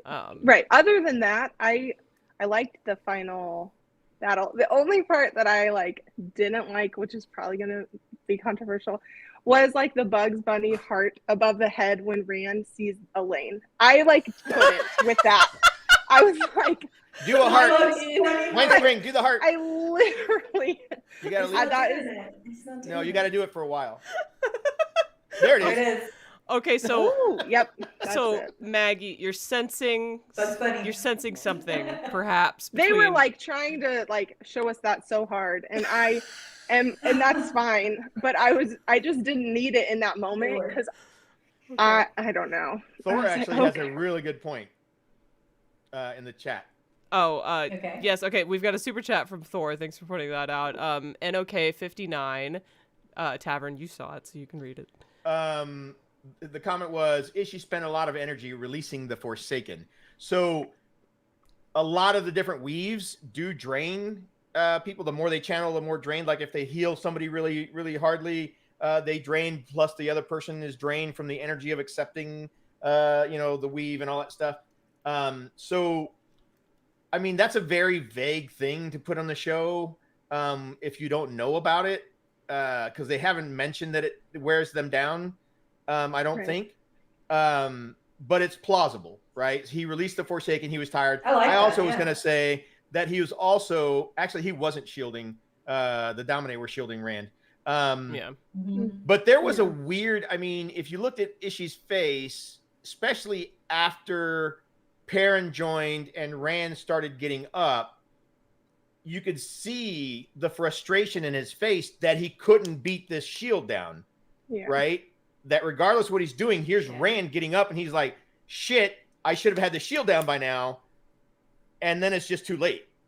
So it was really interesting the way they played that. Yeah, I do wonder if the power levels are slightly changed from from the books, but even so, like Iguaine was losing, and we're talking about Elaine here. So Maggie, are you shipping Rand and Elaine now? Oh yeah. I mean, I don't feel like we have a choice. You I feel are? like, Yeah. Well, they gave it to. They literally Gotta get those blasted redheads it. together. yeah. I don't like it, She but said, I think Elaine. yeah, that moment. I Okay, literally so- She looks so beautiful. She's You so don't- beautiful. You don't like it, but all right. So what ship do you like? Or Well, what I ships just are you don't looking like forward that to we on the are show? pretending that this man has not had like 3 lovers in 2 seasons. And I just don't like that. I feel like they're going to be like, well, but this was, his, like, they're going to do some weird, like, Twilight something where he's imprinted on this last one. So it negates everything else we've ever said to these other women. He's imprinted on the last one. And I just don't like. I was going to say, like Iguaine. It was his, like, childhood. There. She's right there. Right there. I just want to be She's like, right there. I bet if you open the frame, we can see her. So what are you doing? Being in love at first sight with this one. I just don't like that. Oh so. God. Is there Not anybody my that you favorite. want to be together? Oh, interesting. I Have I you don't seen know any that we- dynamics in which you wish they were romantically involved between 2 characters so Like, far? is she a Lanfear? Or whatever. I don't know who she is. Ishmael. Ishmael. Oh, Forsaken. okay. The No, Forsaken I guy. don't need that. I'd probably put 2 random people together, like Matt and that Aiel lady. Avienda. Yeah. Oh yeah. Oh, yeah. Nice. Matt and that Aiel lady. Okay, I love That'd it. be interesting. Yeah, because she's got her stuff It would together be. and he does There's not. some And feisty. I just liked whenever he like runs up and he's like, "Do they know how to fight?" And I'm like, "Yes, she knows how to fight. You have no idea." So Oh my God. Yeah. No, I see it. Okay, Fel. Oh my God. Fel That was Knight. rough. We've got a Canadian $5 in the chat. Iguaine, you're really pretty, but Elaine is 10 times prettier than you. Again, Iguaine is getting the shaft here. There hasn't And been a prettier lady in 1,000 years. she finally made a Aw. friend, and she's not going to keep that friend because now they're going to let a guy come between her and the friend, and it was power. Now it's I this don't guy, know. and I They just don't have to. Girl they don't have to code. go that The route. girl code would be Yeah. violated if They this can happens. share. I don't know. Jerry I is don't know. caring. yeah. Okay, so Iguaine's bigger than that. Great Winged Devil is like, and she's rich. and she is rich. That's important to think about. All right, so we have a few minutes left. So Elaine healed Rand along with having cow eyes at him. Cow eyes.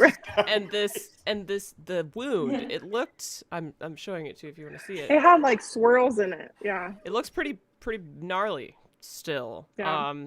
Yeah, there's a recipe coming up that looks just like that, you guys. Oh, yum. It's gonna be delicious. Wine Spring, I love it. I'm not eating it. You will. You will. It's so good. Just wait. So Just Rand, wait. It looks like that. Rand sustained. Rand sustained 2 wounds this episode. 2 wounds that presumably will last him. This weird one on his side that we normally would have been healed completely if an Aes Sedai healed it, and the heron mark on his palm. Do you did that ping your interest at all? How do you feel about that basically? Yeah, it seemed it gave like Frodo vibes whenever he gets with the with the Nazgul and like the Nazgul first blade. Yeah. I feel like it kind of gave that. So I am interested what I didn't feel like it was just insufficient healing. Like she's not good at it yet. I felt like it was more like not a mortal wound, but something that would continue to affect him. I'm hoping it's not some weird like possession wound where it's gonna continue to affect him the way that the blade affected Matt. Oh, okay. Yeah. Okay, I'm just going to say this right now. I love Maggie. Sure. She coined the phrase possession wound. I love that. There you go. I love that. Here's your trophy. And I will be using that in D&D campaigns from here on out. Took a possession. Hey. There you go. I like that. Yes. Perfect. Can't Okay, wait to play. that's honestly a really good connection that you made there. Yes. The Frodo's wound. It's like also some might say that the wound on Rand's side is reminiscent of Jesus, right? Because Robert Jordan is very much pulling from religions, mythologies, and everything like that, and some argue that Rand is a bit of a Jesus figure, and so the fact that he took a wound in his side is pretty appropriate. With a spear. Here's Paul. Oh, bye everybody. Oh no. Hold on. I'm bringing them back. 1 second. 1 second. Means we're all gone. Sorry, I deleted you all. Here we go. Accidentally, but you're back. Welcome back. You were talking about Jesus and then deleted us all? What's happening Wow. here? Yeah, by the That's way, happening. I'm changing my channel to a... No, I'm kidding. Oh. Changing my Can't channel. wait for that stream. Yeah, get excited. Hey. Gosh. Okay, so all right, we're about at the end of Maggie's time, unless she wants to hang out longer. I think we talked about all the main characters, I'm pretty sure, unless we missed somebody, which I don't think we did. So Maggie, usually, you know what? We should ask about the dragon in the sky before I ask for your final thoughts. So I'm going to ask for your final thoughts. Anything else you want to talk about? Any predictions you have for season 3? But how did you feel about the dragon in the sky? I kind of loved it. It gave like Chinese New Year. Like I just for sure. I loved it, and I was like a little hokey or like corny, but at the same time, it was a very clear prediction, and this was exactly what it said it would be. Yeah. And I love that Moraine was the one who like. She's just been carrying the team like silently and injured for a while now. And so it was cool in this episode that she got to be a main player, even though she was in the background. Like, people wouldn't know maybe that she did any of those things, but the things that she did were so important. And so I thought that was really cool. And it had to, I was just like, from her perspective, it had to feel so good. To finally, channel like that? To finally be well again and get to this prophecy that you've heard forever, to like be the one to make it happen. I thought it was really cool. Yeah. Did you catch that Lanfear is the one that kind of put her on to do that when she kicked her out of the way? Yeah, but I did not like that, kicking her out. It was so good though. She was like, door open, poof. I know, she just literally like so easy. Yeah, that was wild.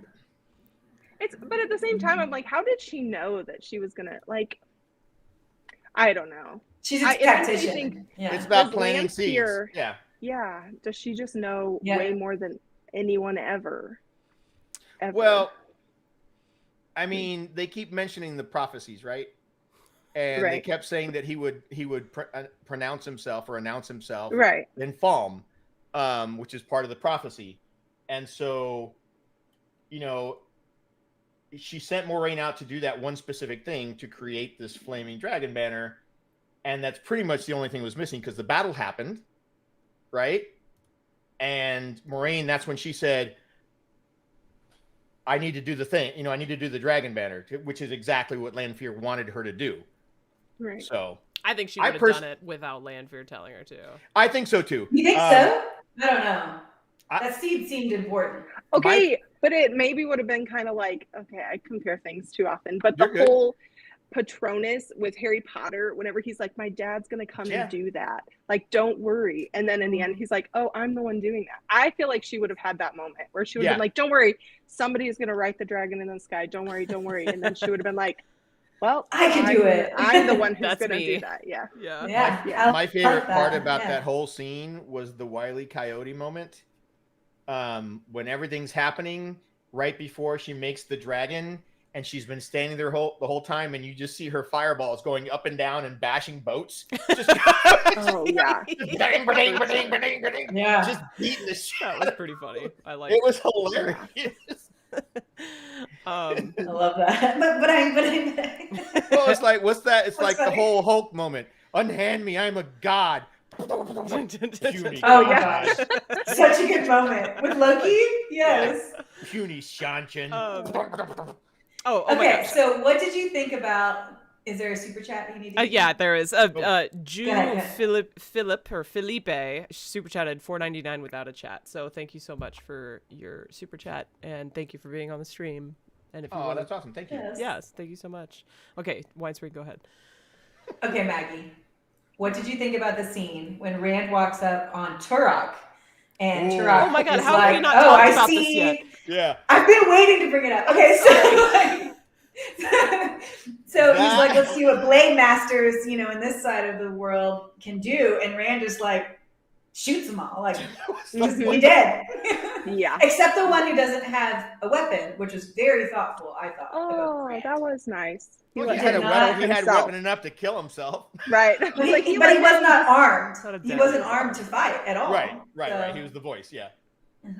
What did you think about that? Because I did not, okay, they're young. So for every character, I'm like, you think you're going to do well, friend. But when you get there, are you going to do well? And I loved that. You're still quite green.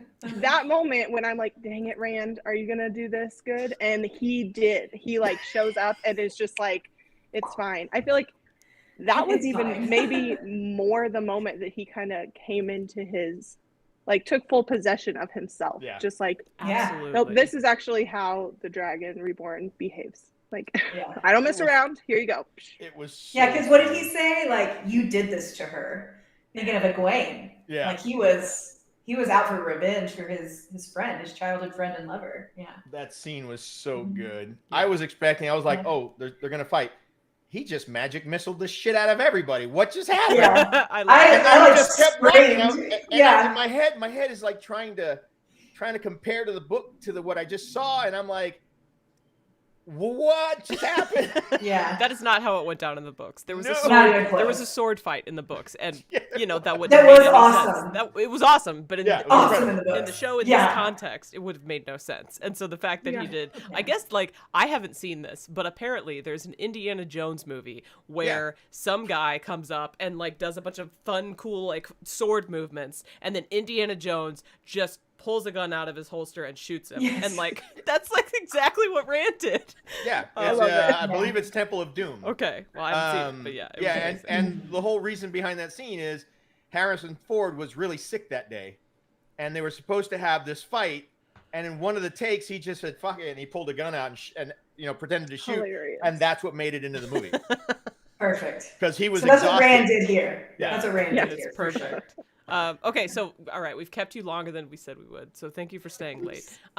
You're amazing. I usually just like to ask guests before they leave if they have any final thoughts, predictions, feelings, announcements, anything. So go ahead.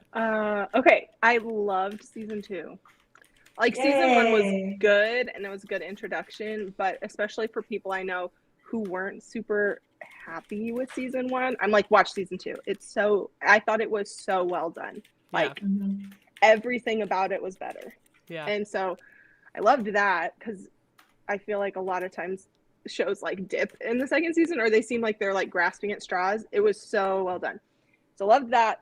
I guess predictions, I always predict wrong. So, but I don't, this isn't a prediction. Like, I don't think this will happen, but I wish that we could have the 5 friends hang out more. Like, the end of that season, oh gosh, when they were all up there and they're like standing on the edge, and I was like, this is awesome. And I know that season 3 opener is going to be like you in 5 different areas of the world. And I know that's what's going to happen. That's my prediction too. Yeah. Right. I there's 5 or 6 friends hanging out in a coffee shop in a crowded city. I love when they're all together.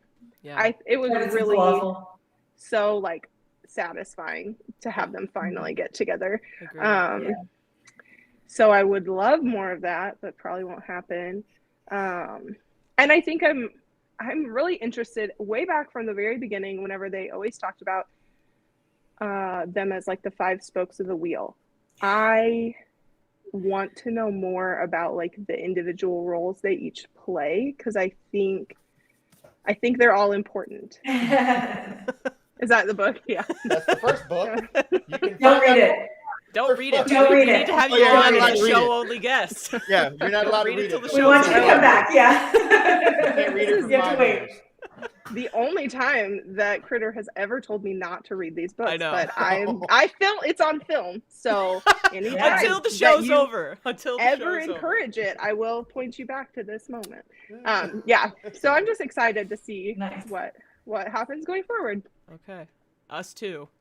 Can't wait till we find out when season 3 is gonna come out. Okay, well, Maggie, thank you so much for joining us. Everybody in the chat loves you. We love to talk to you. You have some really fun insights that you pick up on things that are really impressive, and so no, you picked up on some amazing things. Yeah, honestly, and some things that you said you won't know this for a while are like particularly special in a way that we can't tell you. So thank you for everything and for joining and for staying a little late. Of course. And my pleasure. You're free to leave. Okay. Whenever you want. Okay, amazing. Everybody, we love Maggie. So it was Raiders of the Lost Ark, not Temple of Doom. Apparently, I was mistaken. The people in the chat. But in my defense, it happened again in Tomb Raider. It just didn't work out for him. Oh, really? Yeah. I forgot. I haven't watched those movies in forever. Okay, so... Okay. All right, I'm going to put up spoiler flags. All right, here we go. All right, everyone who has not read all of the books, this is your warning, and there will be a persistent spoiler scroller along the side of the stream, as you can see, okay? So, full book spoilers from here until the end of the stream, all right? Release the hounds. You have been warned. I'm going to put up the spoiler scroller here. Our show-only guests are so amazing. I've never said this in my life, but I hope they don't read until the show's over. I know. I've never encouraged it until now. So that we can keep bringing them on as show-only guests because they're so I'm good. over here like a dealer. I got your stuff right here. And also, if anybody's wondering, give me that book. If anybody's wondering where Meredith is, she couldn't watch until tonight. So I'll literally get to talk to her for the first time tomorrow to see how she felt about it, and I can't wait to talk to her. Should we not have her on next week? I don't think we're gonna have a show next week. Nope. Tavern is traveling a bit, and also... Oh, I totally forgot Tavern. No worries. It's my fault. Sorry. We can we'll make it back. Gotta do stuff. So spoiler time. Full book spoilers.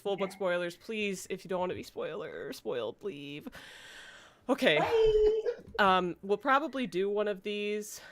We'll probably do like a ranking the episode stream sometime soon, so we don't have to do like anything like that in this stream, but I do want to know what your favorite moment from this episode was. Ooh.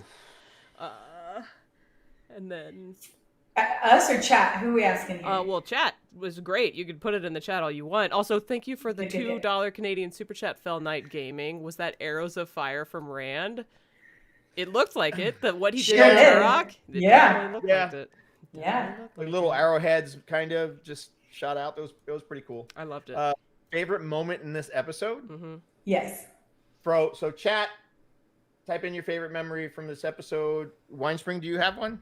I do, and I might take Critters because it's Iguaine. Okay. What about Iguaine? It's Iguaine. All of Iguaine. But specifically the moment when she gets up, she sees the collar come off, Megan, I believe. It realizes that when you die, it does come off.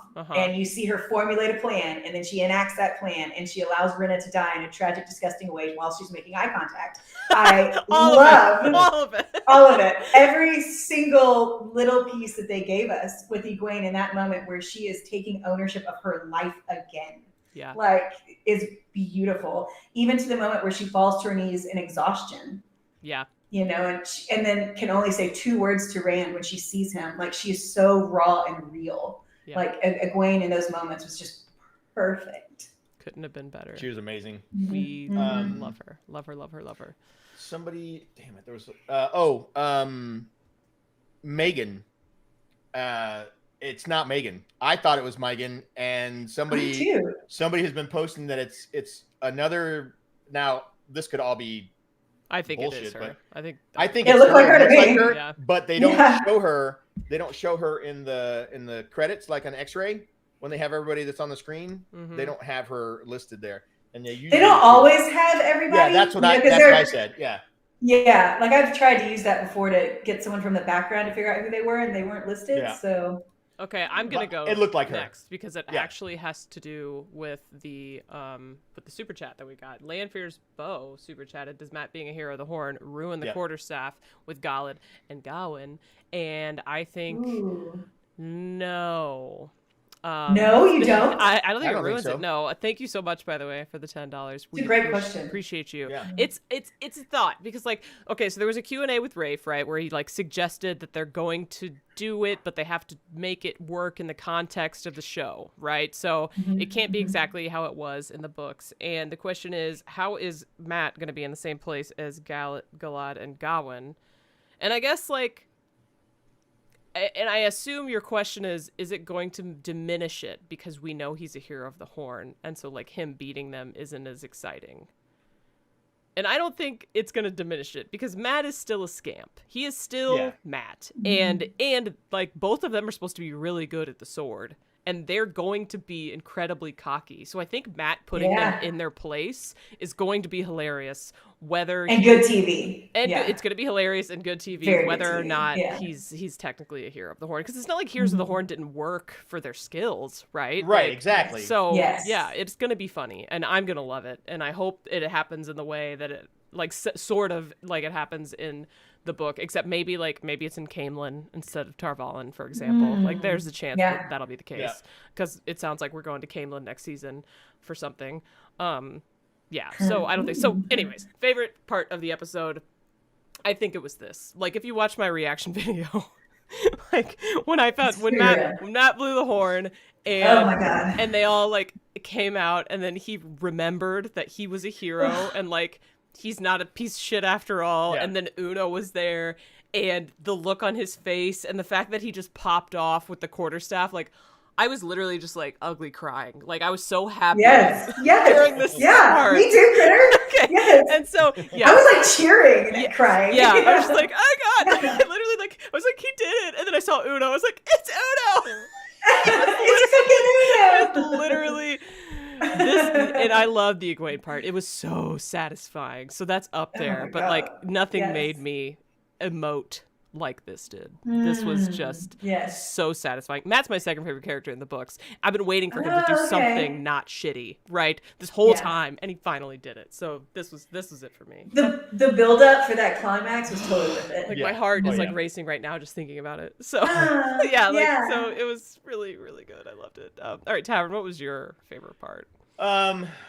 And don't feel you have to say something different, Just No. There was something about land. It can be something else. I was gonna say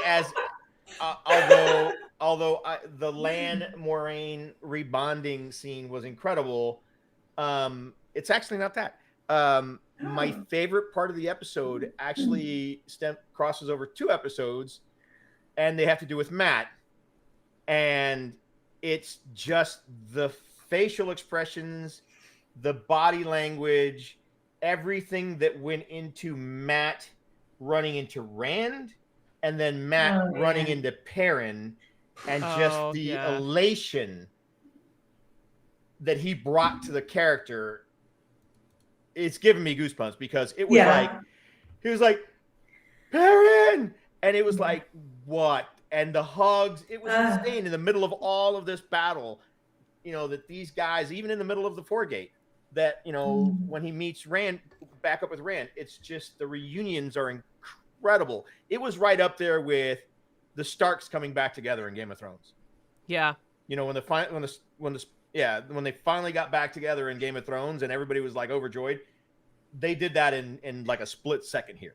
It was incredible. Yeah. I agree. That was really cool to see Matt come upon Perrin the way that he did. Yeah. I actually had a stronger emotional reaction to that than I did when he saw Rand. Oh, really? Because that one hit pretty heavy. The I noticed that on X, everybody was really into that moment, and it was sweet.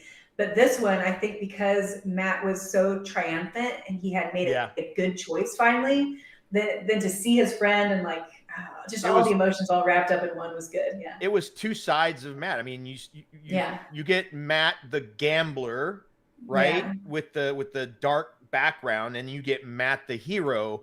Yes. That's freshly, you know, just I am somebody, you know, kind of thing. Yes. So it was just incredible. Yeah.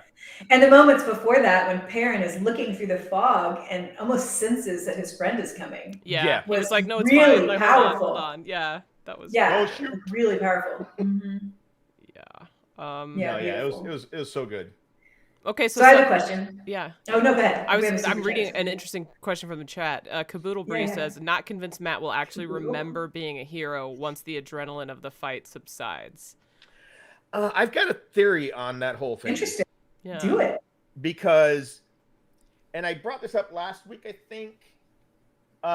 We got a lot of either foreshadowing or they flat out just replaced the doorframe terrain grill, because we saw the mat hanging. We saw, you know, all of this stuff. Matt saying, "I remember," like it's just blowing into him. Mm-hmm. And I think he's gonna remember. He's gonna keep the memories. I think either he got his memories or they're foreshadowing what's going to happen. Right? Really, but they did a lot with him this episode. Yeah. All the stuff that between last episode and this one, all the stuff that he saw, all the things that he did. And they made him commander too. Yeah, they kind of mimic what happened with inside the door frames. Yeah, is what I guess what I'm getting. Okay, at. So I actually saw. Did you just? I was reading the chat. So if you said this like 5 seconds ago, I apologize. No, somebody said if he does forget. Forget, you know, he has all these memories. He remembers that he's a hero, and then he loses that. That might be his reason to go back through the door frame because he wants to get them back. Yes. His memories. Because he is a very curious character. Yeah. Yeah. So that could work. Which is weird. I love that. He didn't want Min to view him, but then all of a sudden, given the choice, here's a cup of tea that's going to make you do all. He jumped right at that shit. Yep. I mean, he was conflicted, but he jumped right at it. He had some experiences by that point. so maybe now, I mean, because it's a big reveal. You know, Min told him you stabbed Rand, and granted that happened, but that is probably the truest thing into the book so far is that Min's visions aren't as accurate as everybody wants them to be. They're still kind of vague. Yes, the knife went into Rand, or the dagger went into Rand. And Matt was responsible for it, but it happened in a totally different way, right? Yeah, it's like all kind of, they're not literal necessarily. Exactly, they're up for interpretation, not exactly literal. Sometimes Mid knows exactly what they mean, but sometimes not so much. So she knew that he was going to stab Rand, just not exactly. But she didn't see exactly how it happened, right? Yeah. Okay. And to be honest with you, it threw me for a loop when it happened. When he chucked it was that an illusion. Who knew? That was a fun thing. Amazing. Yeah. I was like, okay, that's pretty good. I enjoyed that a lot. I actually took a screenshot of that moment because I thought it was hilarious. So here, share. Hilarious. Sorry, not hilarious. I was shocked. But it was hilarious because Ishi's like, such a simple weave. I'm surprised you didn't see it. It was like Loki. It was totally Loki. Yeah. So good. Matt felt so bad. It was like I thought I didn't pick up while I was watching. I didn't pick up that it was a force projection of Ishi. So I thought it went through Ishi, legitimately, into him and out of him and into Rand. I didn't know it was a projection until he said it. Yeah. Well, when I was editing my reaction video, I noticed that he flickers. It's obvious that it goes through him if you're really looking. Really? Oh, yeah. When it goes through him. When it goes through him, you can tell it's not a real person. But before that, he's steady. And so well, I thought he pulled one of those disappearing acts, just real fast, just vanished and then popped up somewhere else. But then I was like, oh, that sly mother. Yeah. That was slick. So the flicker somewhere else and back could have worked because Rand totally gave it away that Matt was coming up behind him when he looked. Yeah, he looked right at him. I was like, freaking Rand, you don't look at the guy sneaking up. You let him sneak up. Idiot. So amateur. That's why he's the gambler. He has the poker face, Rand. Hey. Okay. So, all right. So we got our favorite moments in. Did anybody else? I just want to, we don't have to talk about this much, but did anybody see Brigitta? She was there. We did. It's funny. I haven't seen a lot of chatter about her online. Yeah. And granted, we didn't get a lot of her, but she was there and we've been waiting for her to show up. Yeah. I don't know who I don't know who that is. Somebody on Twitter was I don't know who this is. And somebody on Twitter was like, do we recognize this person? Do we think all of the heroes are like stand-ins for like people, you know, like, and then if they become more important, they'll get recast. Like, I want to find out who this person is so I can stalk them on social media. You know what I mean? Like, yeah, right? Yeah. Not gonna lie, that would be really tough to do, especially when they stopped and you have such good shots of them. If they were blurry in the background, stand-ins 100%, but these are really clear images. I mean, but like, think about it. Donalfin and Barney, right? Yeah. They just like, new guy, we're not gonna comment on it, and in like same clothes. So if they put a blonde lady with a braid in the same clothes, it could be. Well, not only that, I think it's gonna be something like that. I don't think we're gonna have. I think these are probably stand-ins. At least some of them further in the back. Maybe not the person in the front who takes the horn. Yeah. You know, maybe not, but the ones that are just kind of chilling, being like, "Hey, we're here." You know, either I need this to be a stand-in, or I need the name of this actress. Yes, thank you very much. One of the two, because I was thinking the same thing. I love the fact that the broader parts of her bow are silver, not the entire bow, which is kind of cool. Yeah, I do like that. Yeah, because it's a pretty fully sweet. silver bow is gonna look. Her hair though. I don't want to get into it. I never complained about Loyal's hair.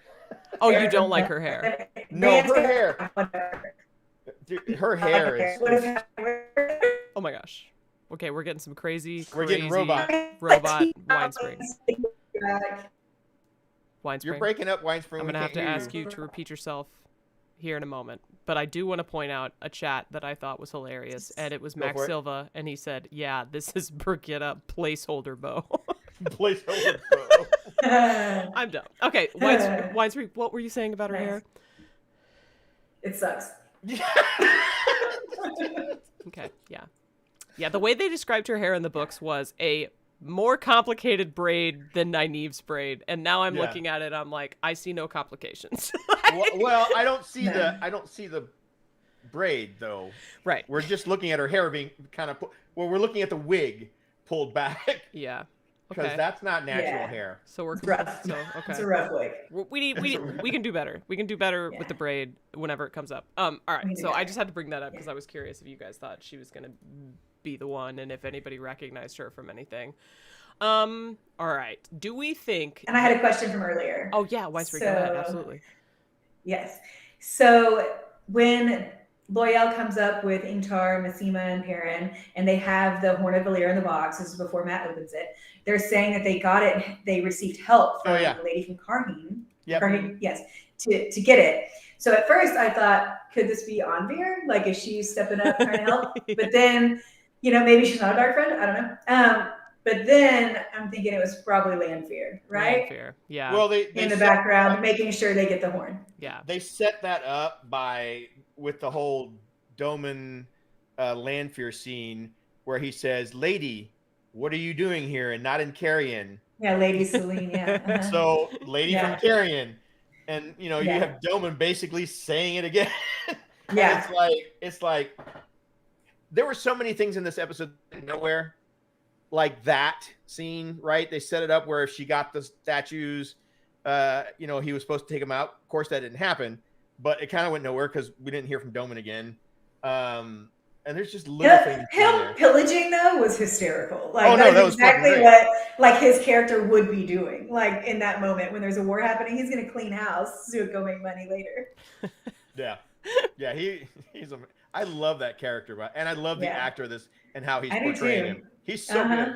Yeah. Fell Knight Gaming said for Canadian $2, "Mom, can we have Brigitte? We have Brigitte at home." Somebody else said, Mark Gibson says, "Is that Brigitte's hair or is it a hood?" Smiley face. Oh, let's not start that shit again. Hey! Let's not start that again. Oh my god. Good job. Here's your trophy for that. Bale doing looting during a battle was hilarious. Like very video gamey, I think. But I wish this my biggest complaint with this whole season is a lack of runtime, with the fact that some things Ingtar, I saw some people in the chat talking about Ingtar, them getting the horn, like some things that happened kind of off camera, we can assume that Ingtar was a dark friend, I think, based on the things that he was saying to Perrin, based on his fixation with the horn.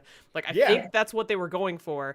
But then, like, it was just more or less a nod to book readers. Like, yes, we know, but we can't really do the whole thing because we don't have time, right? And I think early in the season, I had complaints like, well, you did have enough time if you would stop showing us, like, you know,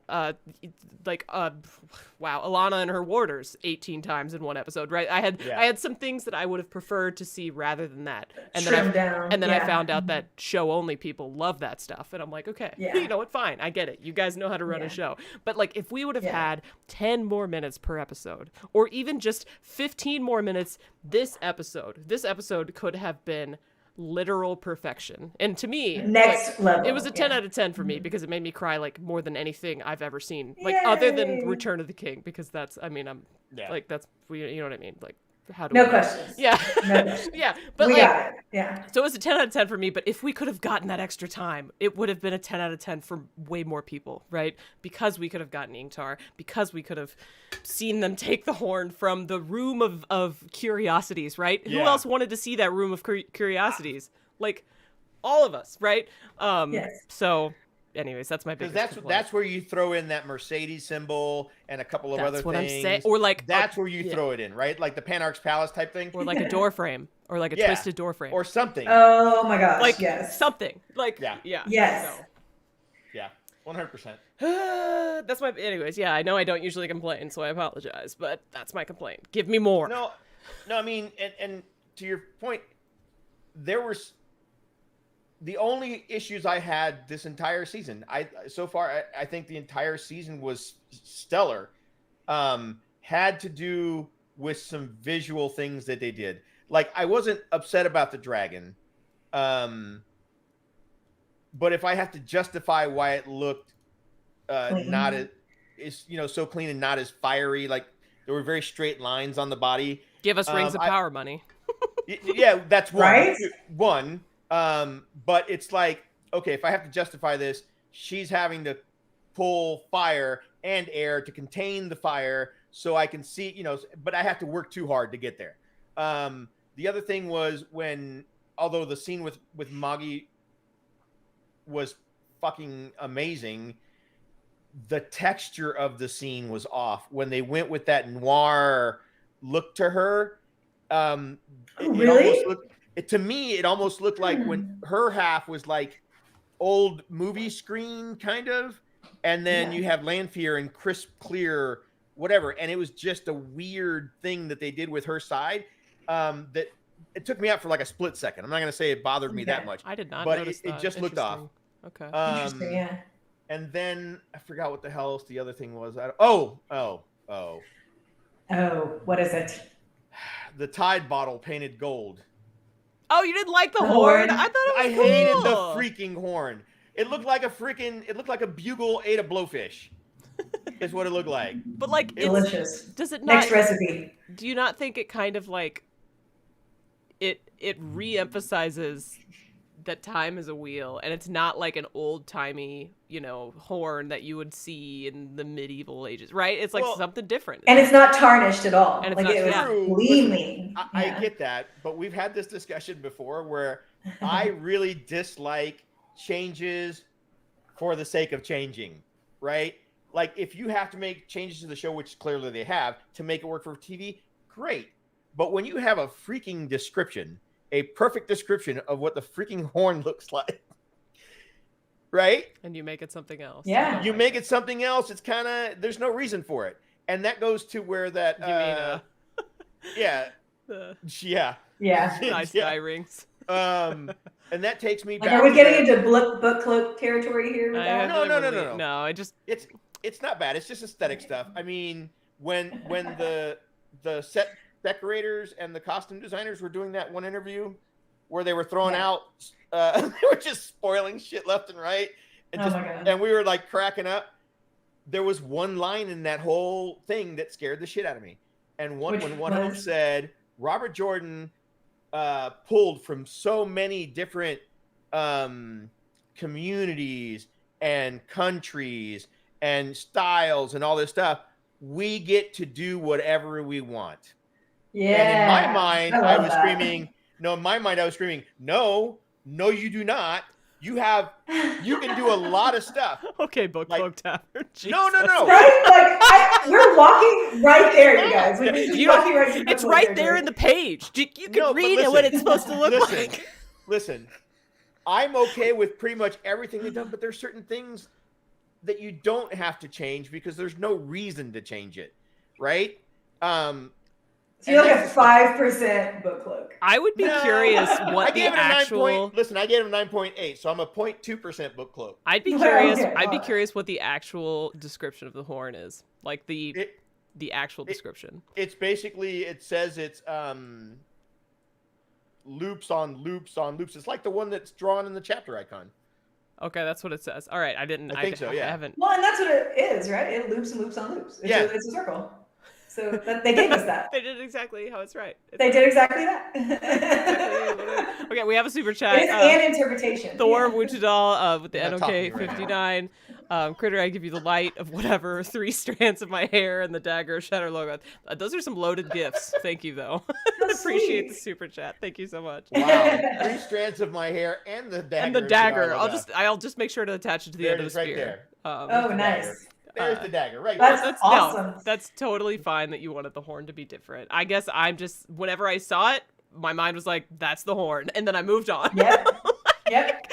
Here's the horn. But I get it. Yeah. So Go people are like, oh, it's a French horn. Okay, poll. I don't know what the hell We're gonna that do do we like the horn poll? Okay, Yes. let's do it. Yeah, let's do a First damn poll it. of the night. I try to conserve time whenever we have the show only guests, but okay, let's see. It's literally like if you took the cardboard off the outside of a box of wine. That's what that's telling me right there. What? It's like a wine bottle. What's a box of wine? What? You don't know what a box of what the hell? What's a box of You don't know what a box of wine is?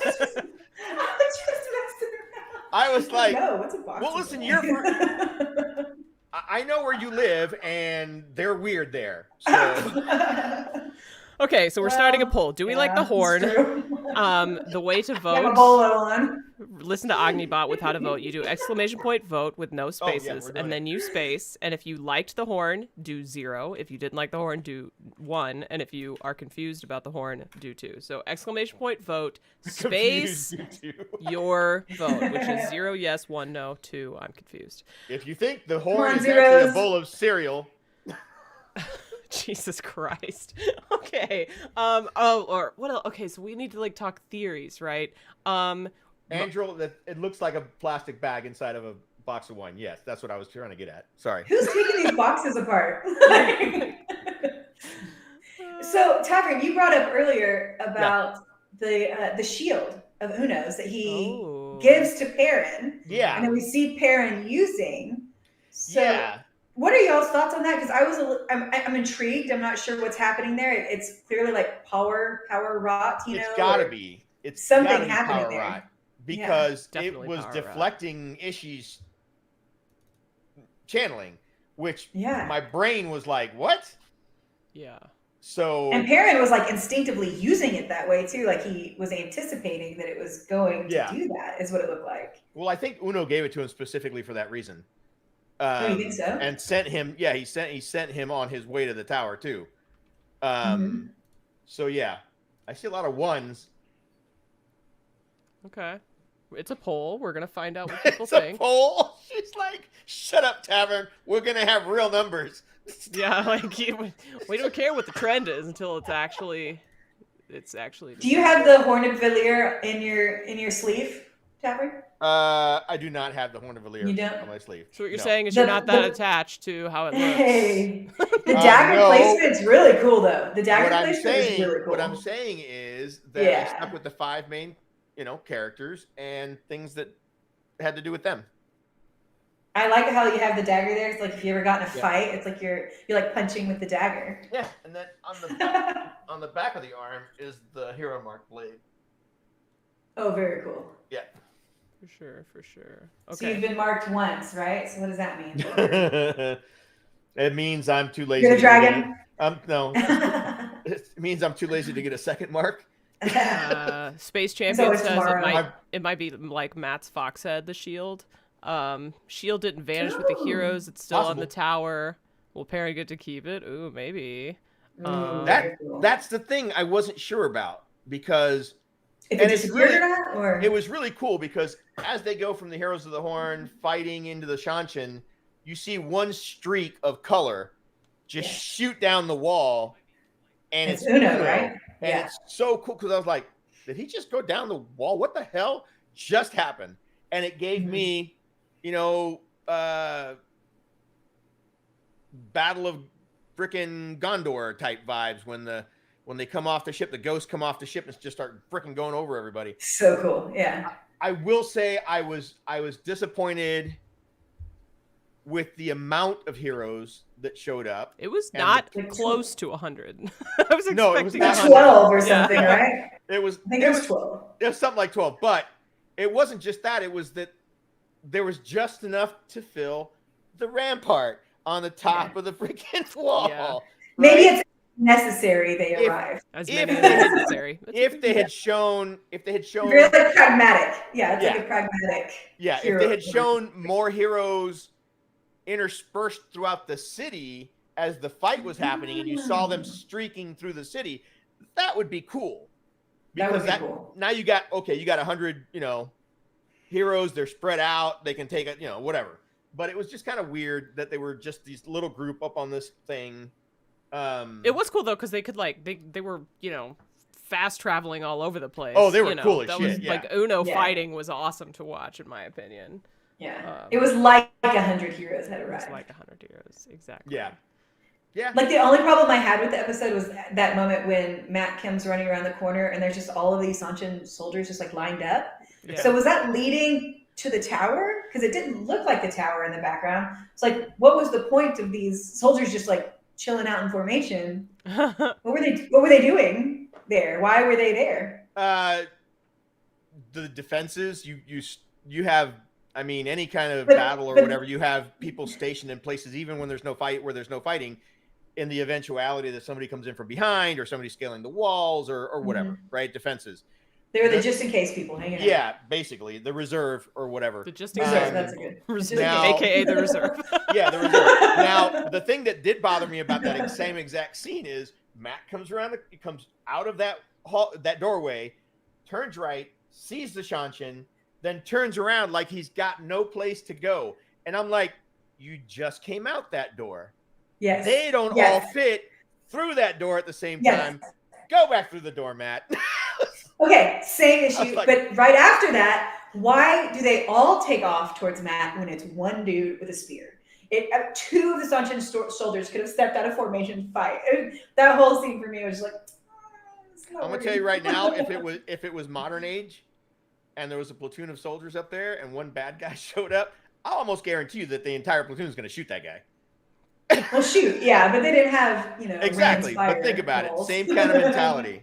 The chat is pretty convinced that they were guarding the tower. They think the tower was behind them. I think so too. Because Matt did run through that door, and then the next time we see him, he is on the tower. Yeah, I was trying to look through the scene to figure out how he got to the tower from there and couldn't see it. He went past him. I think they were guarding the tower, yes. Jose Oliveira wants to talk about the second Heron mark, but I think I'm going to close the poll first because we've got a fair amount of votes, and you know what? I really like to win, so...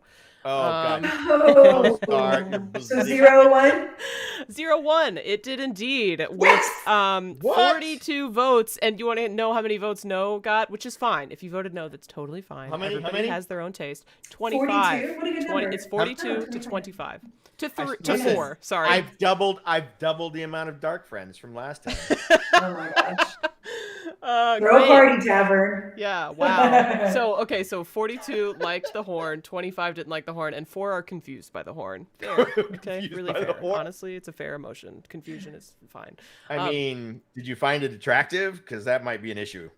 Well, no. I saw thinking about wine. I saw somebody further up in the chat say that they are like a postmodern decor person, and so it worked. The avant-garde horn of Valier.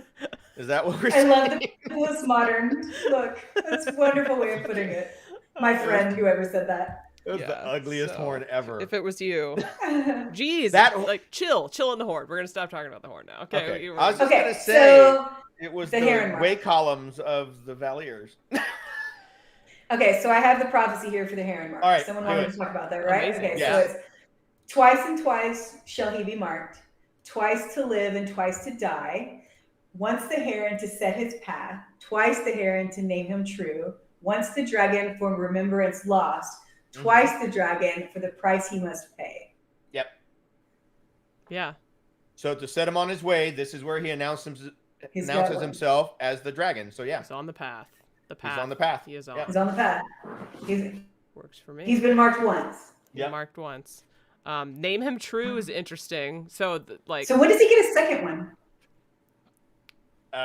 Isn't it in the waste? No. I think that's where he gets where he gets the first, or no, that's where he gets the dragons. He gets the dragons in Ruidian. I think the first one he gets, is it not in the Eye of the World? Was it that early? I think so. Where's Dana Lou?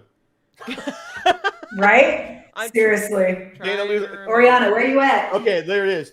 By the end of the Great Hunt, Rand gets his second heron. But where does he get it? Oh, don't make fun of my wording. Heron. I saw her looking. Heron. Where are you from? First heron is in the heron. You said it. The first heron is in the mirror world. Okay. The mirror world. Why? Oh, when he meets Celine. Oh, the mirror world. Yeah. Oh, okay. So are we not going to get another one? Is this the only one we're going to get, you think? I could see him getting one, like, if they take the stone in the fourth book. He doesn't have the sword now, though. In the fourth... Well, he burned that sword out. He gets a sword from Avienda while they're in the waste. And so he can, when they take the stone, maybe in season 4, get another. Yeah, because his okay, so the sword thing. I started thinking about it. I know it's not going to go anywhere. Okay. But sure. At first, I thought that the thing with the sword, when he was shoving the sword into Ishi's chest, the tip of that sword was white hot, and then it moved back, right? And in my brain, that's exactly how they describe balefire, a bar of white light. And I was like, is that how they're going to interpret balefire? Because it destroyed the sword, right? But then I was like, maybe not. And then Ishi freaking disintegrates, just like Voldemort, kind of. And I remember and everyone with the snap. Yeah, and everybody with the snap. And I remember reading that when you get killed by balefire, like everything kind of turns, backwards. So like fades, instead of being white skin with a black cloak, they'd have white cloaks with black skin, because it kind of carbon copies you when you die. But it didn't happen that way to Raven. Raven, I believe, disintegrated into motes of dust when he died, which is kind of like what happened to Ishi in this episode. It is. So I was like, it's really interesting. I don't think it's what it's going to be, because there's way more things for balefire. But I just thought that the similarities were interesting. And Rand is like acting on instinct and impulse too, and he could have been channeling through the blade that way. I think that's really neat. That's cool. Daedalus, who thinks Rand makes his sword hot in the Great Hunt as well. I'm team that wasn't balefire, but I'm not. Yeah, I agree. I'm team fun theory. Either. It's really fun.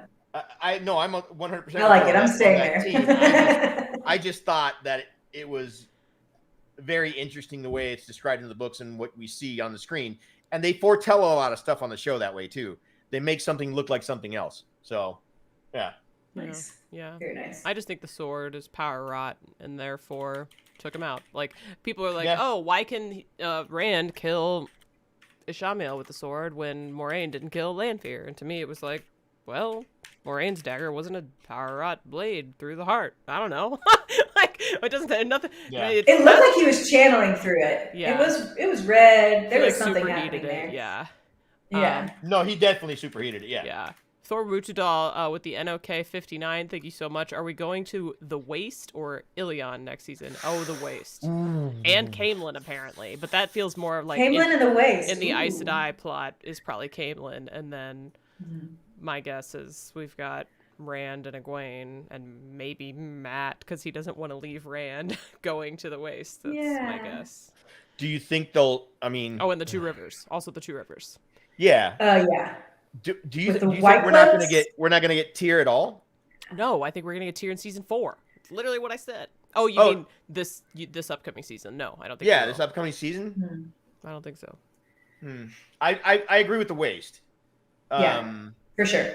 And the Aes Sedai stuff in Camelin. It would have to be with the whole Elida plot thing. Mm-hmm.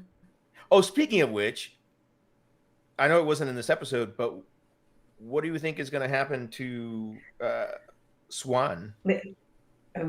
Oh, that's a good question. Like deposed? I mean, they've been leading towards her being deposed. Yeah. But what I'm saying is, leading into season 3, how do you think it's going to play out in the show? I think it's gonna. Well, okay. So if we're heading to Camelin, and we presumably have Elida in Camelin, she's gonna head to the White Tower. By the time she gets there, the ball will be in motion, and she will just simply kick it into the goal. I think the Swan's being deposed next season, and whether she gets killed or stilled is the only question for me. What do you think, Wine Spray? Ooh. Stilled. Elida's going to be awful, and we're going to hate her and love her at the same time, like we do with Leandrin, I hope. Yep. And yeah, it's going to be great. Okay. Yeah. I say still because we Swan needs to get a redemption arc. Oh, yeah. After her treatment with Rand. Yeah. Well, Rand and with Moraine, really. Oh, yeah. That's a really good point. I was team they'll probably kill her off just because she's like, a famous actress, and we sort of had a stilled plot with Moraine this season, but it's obviously going to be different because we all know that Moraine was actually shielded and she got her power back. This is going to be like, oh, you don't get yours back, and then LOL, she actually does end up getting hers back later. But now, they could cut that out though. That's, a good point to not have, every season somebody still, they get their power back, because it's going to lose. I think that I thought she was going to get killed. It's weight. It is. I thought she was going to get killed, but now that she had this like betrayal moment with Moraine, I'm like, no, it would make sense for them to redeem her in some way. Yeah. Because I've got people like pissed in my TikTok comments about Swan and Moraine. Like really mad. Which I get, but like. Well, they had to break them up. Listen, if they were going to pull that ridiculous. No, what I'm saying, if they were going to pull that ridiculous Tom Moraine out of nowhere freaking romance. They don't want Tom and Moraine to be together. These people in my comments. Oh no, I know they don't. Okay. I know they don't. It's like they want. What I'm saying, Swan and Moraine if they were gonna go that route on the show, like like happened in the books, then they've got to split Moraine and Swan up somehow, right? Because they've made them too attached on the show compared to the books. So beautiful, and the book it's amazing. Episode with them so sweet in the beginning, and then the betrayal at the end was just. I've loved that whole spin on those two. Which makes the whole Moraine Tom thing from the books even than that more ridiculous to have on the show, but you never know. Yeah. What is? Yeah, Thor Wuchedal. We've got a NOK 59. Matt goes through the crazy gates at Ilion. I think they're going there. Maybe episode 4, then the waste. You mean the door frame, the twisted door frame, or am I thinking of something? No, I think he's talking about the crazy gates. I think he's talking about the door frames. I think the twisted door frame could be in the Room of Curiosities in Falm. Like, I don't think we have to go to Ilion to get them. What if instead of getting 2, we get 1, and Kalendor and the door frame are in Iridian? Because Iridian is just strewn about with different artifacts. Well, that's what I mean. I think they'll be one. What was the whole point of Tyr? It was in the prophecies, but it was basically Kalendor, right? And there was one of the Forsaken was a leader there, right? But if that, they could probably squish it all into one location. They could. I still think we're getting Tyr. I'm hoping, fingers crossed, the Finn are not eliminated, and we'll get a door frame in Falm, and then that will convince Matt that he needs to go with Rand to Ruidion.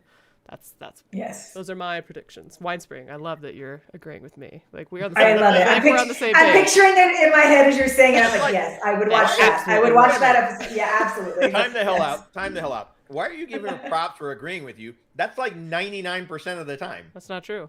I'm just so agreeable. She agreed with you about the balefire. Okay. It's true. That was a 0.1%. I love how you're fighting over my agreement. We want it, okay? We want it, precious. All right. So, yeah, Mark Christie, you and I are on the same page too. That's why Matt goes to Ruidian in the first place. The door frame. Okay. What other things do we have? What other book spoiler things do we have to talk about before we I guess we haven't talked about where the girls are going.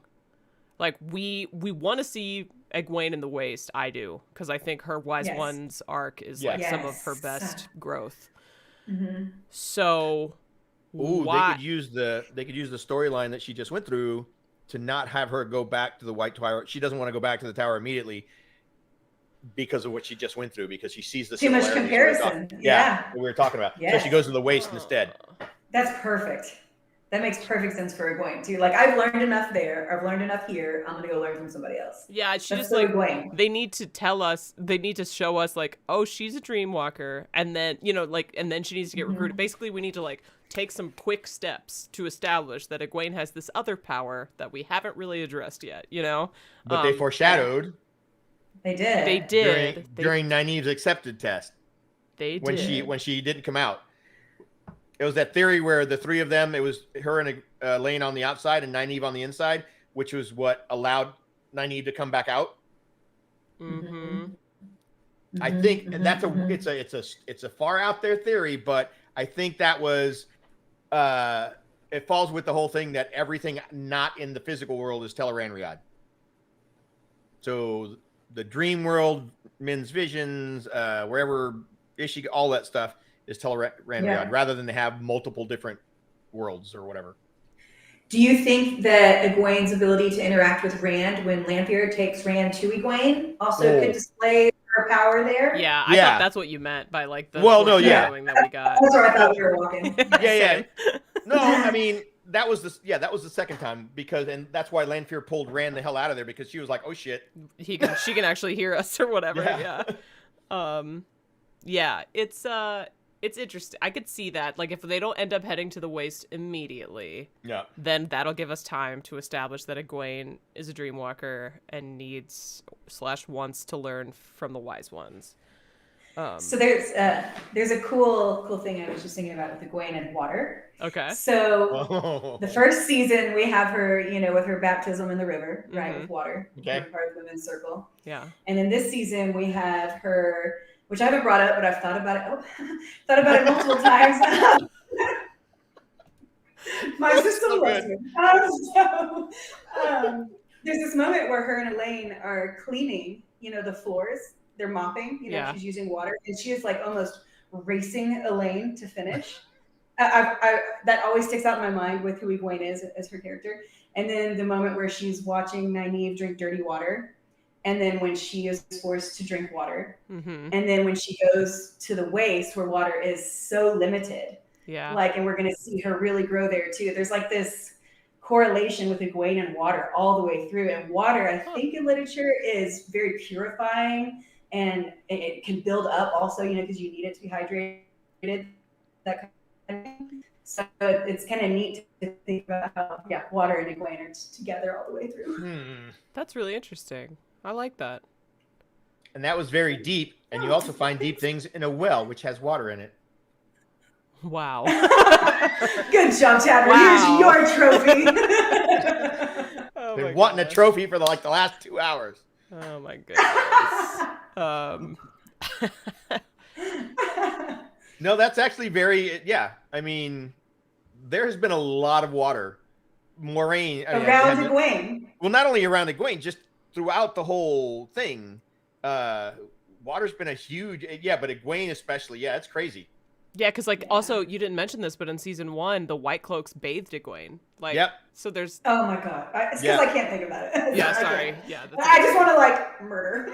It's not good. Space champions wondering if they get naked in the Do sweat not touch tents. her that way. I doubt it. If Nynaeve didn't get naked, clad in the light for her test, I don't see them getting naked in the sweat tents. But who knows? Maybe. Which I like. I like how they've kind of kept it a little bit cleaner and more friendly for the younger folk to watch with us. That kind of thing. I agree. I hope it stays that way. We broaden the possible audience by not making them naked in the sweat tents, so I'm in favor. I think. And I'm just gonna say this: we've gotten Moraine taking 2 baths, and Iguaine getting 3 baths. 3 baths. 3 baths. Moraine Yeah, because Megan. Oh yeah, 3. Well, that was a steam bath, but yeah, counts. Yeah. So did anybody notice that Iguaine the got first season 2 baths? Okay. She got bathed by the White Cloaks, and she got bathed by Ren. At least her hands. Oh, I forgot about that. That's some disturbing shit. Yeah. There's a lot going on with Iguaine. There's a lot going on with Iguaine. So did anybody notice that in season 1, when Lan and Moraine get into the tub, she's like warm in the water because it's a little chilly. Butt rock. Like her hands are not pruny, but then when she is in the hot tub after, or the tub filling it up herself, like her hands are pruny. Yeah. Just interesting how her body is responding differently without, the ability. having access to the power. Huh. That is interesting. We haven't Just talked about very Lan. subtle little thing. Little tiny things. Lan and Moraine. Do we think that she unbonded him before she went to the Eye of the World? Did she re-bond him this episode, or did she just mask and unmask? Oh man. I don't know if it matters, truly, but that felt But I thought it too. That felt like a full bond. The thing we saw on screen. And it looked like a full bond. It looked like a full bond. And it looked like the thing Lanfear was trying to do to Rand in flow episode 4. between their chests. Yeah. I think. Yeah, the sexy bond. The sexy bond. I'm wondering if you get shielded. No, because we saw it with Karenni and Steppen. He felt what happened to her, but she wasn't shielded though. I'm trying to think. If you get shielded, does your bond mask automatically? No. The bond has because nothing to do comes with out. The power. Think about full book spoilers. Think about the fact that Rand gets bonded with non-channelers, right? They bond Rand as a warder. Min does too, and never loses the connection, right? When he gets shielded, correct? Am I getting that wrong? Man, you're right. I just totally forgot. Yeah. You're totally right. So you don't need the 1 power at all to have somebody bonded. Apparently, so then someone can bond him on your behalf. So then I think she did a full bonding out of respect for him. Then, interesting. I mean, I thought that there was a separation, that there wasn't the bond there, or even if it was masked or whatever. But I think he asked her, hey, give it back. And she gave it back, but she gave him the full thing. Let's just, because that was a crazy. I mean, I'm gonna say it wasn't as intimate as the Rima and her warder stare thing. Yes, it was. Yes, it was. Come on. I think this was slightly below that, because the other one still gives me goosebumps. This was amazing, but yeah, I think she. Well, just moments before, he was like, "I'm sorry it took me so long to do my duty." Yeah, and he improved himself to her again. Yeah. There's a lot of people in the chat saying that they think that she fully released him before she went to the Eye of the World because she thought she was going to die, which I think is a decent guess. I think it's a decent guess. Wouldn't he know? I guess if he didn't know that he released her, he would think of it how as did he react? Well, I mean, he thought he was that she shielded him or masked him, right? That's what he thought. So maybe he that was with feels like that, right?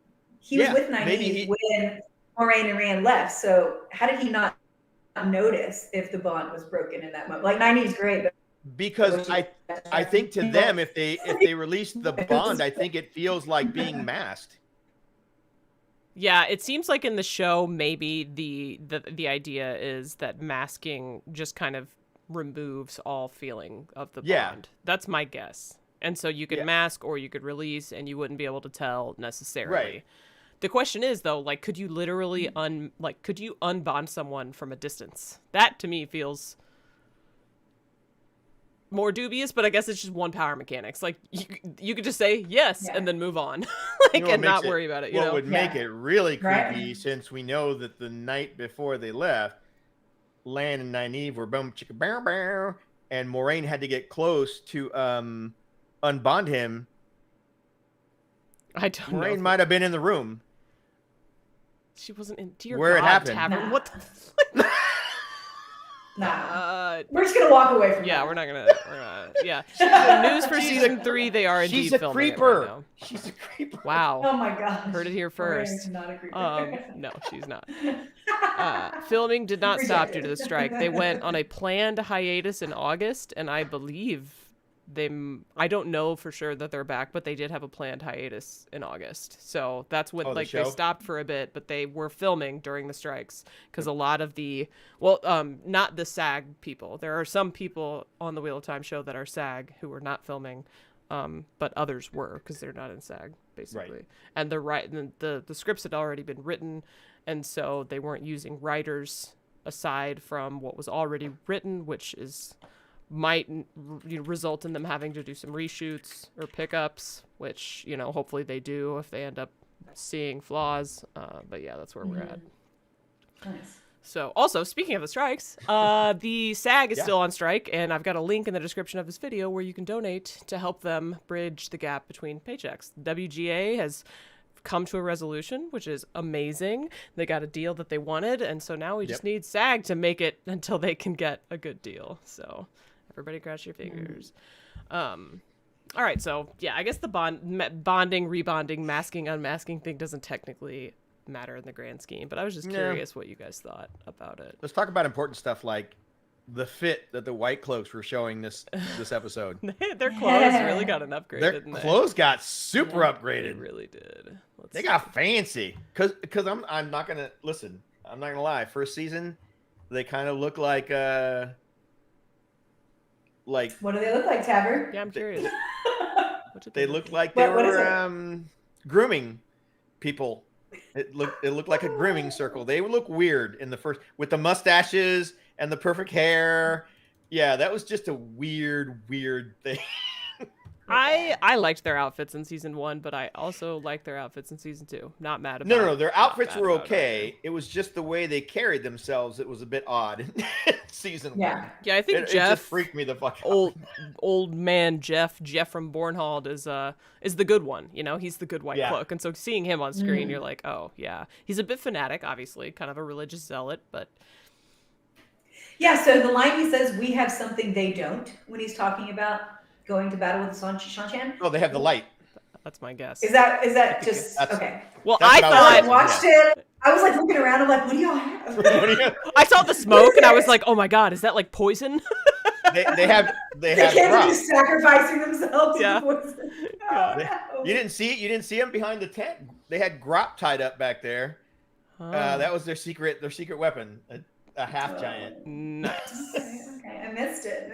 Yeah, I thought when they said that, I did think, oh, do they have like a Terra Grial? Like, what's going on? And no, they didn't. I think it was just the light. Yeah. That's my guess. Yeah. And they also referred to the Watchers on the Watchers on the waves. Yeah. Is that? I'm assuming that it's some kind of like militia or Minuteman or some kind of thing that they have people along the coast.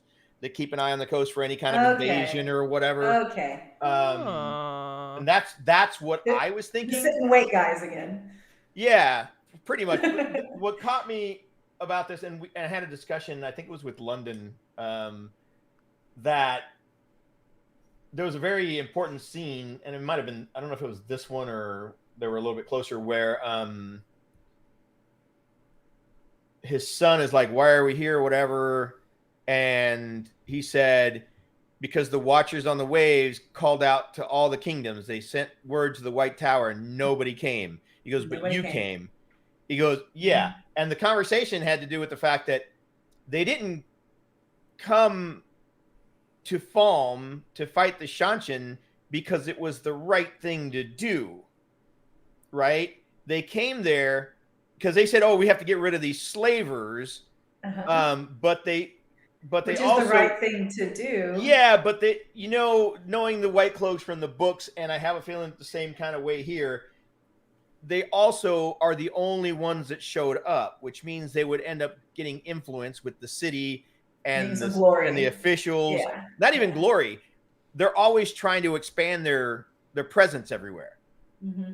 Right? Remember what Pedronal did to Morgas or Morgaze or whatever when how do you say it? Morgas, I know, sorry, Morgaze, whatever. your pronunciations there just kind of like took me out of it. Pedron, I always call him Pedron, but I could be wrong. And then I call her Morgaze, not Morgas. I think it's Morgaze too. Yeah, I don't know. Anyways, you know Morgaze. what I mean. But they did the same thing to her. They were kind of keeping her hostage to get shit out of her in Camelin, or in Andor.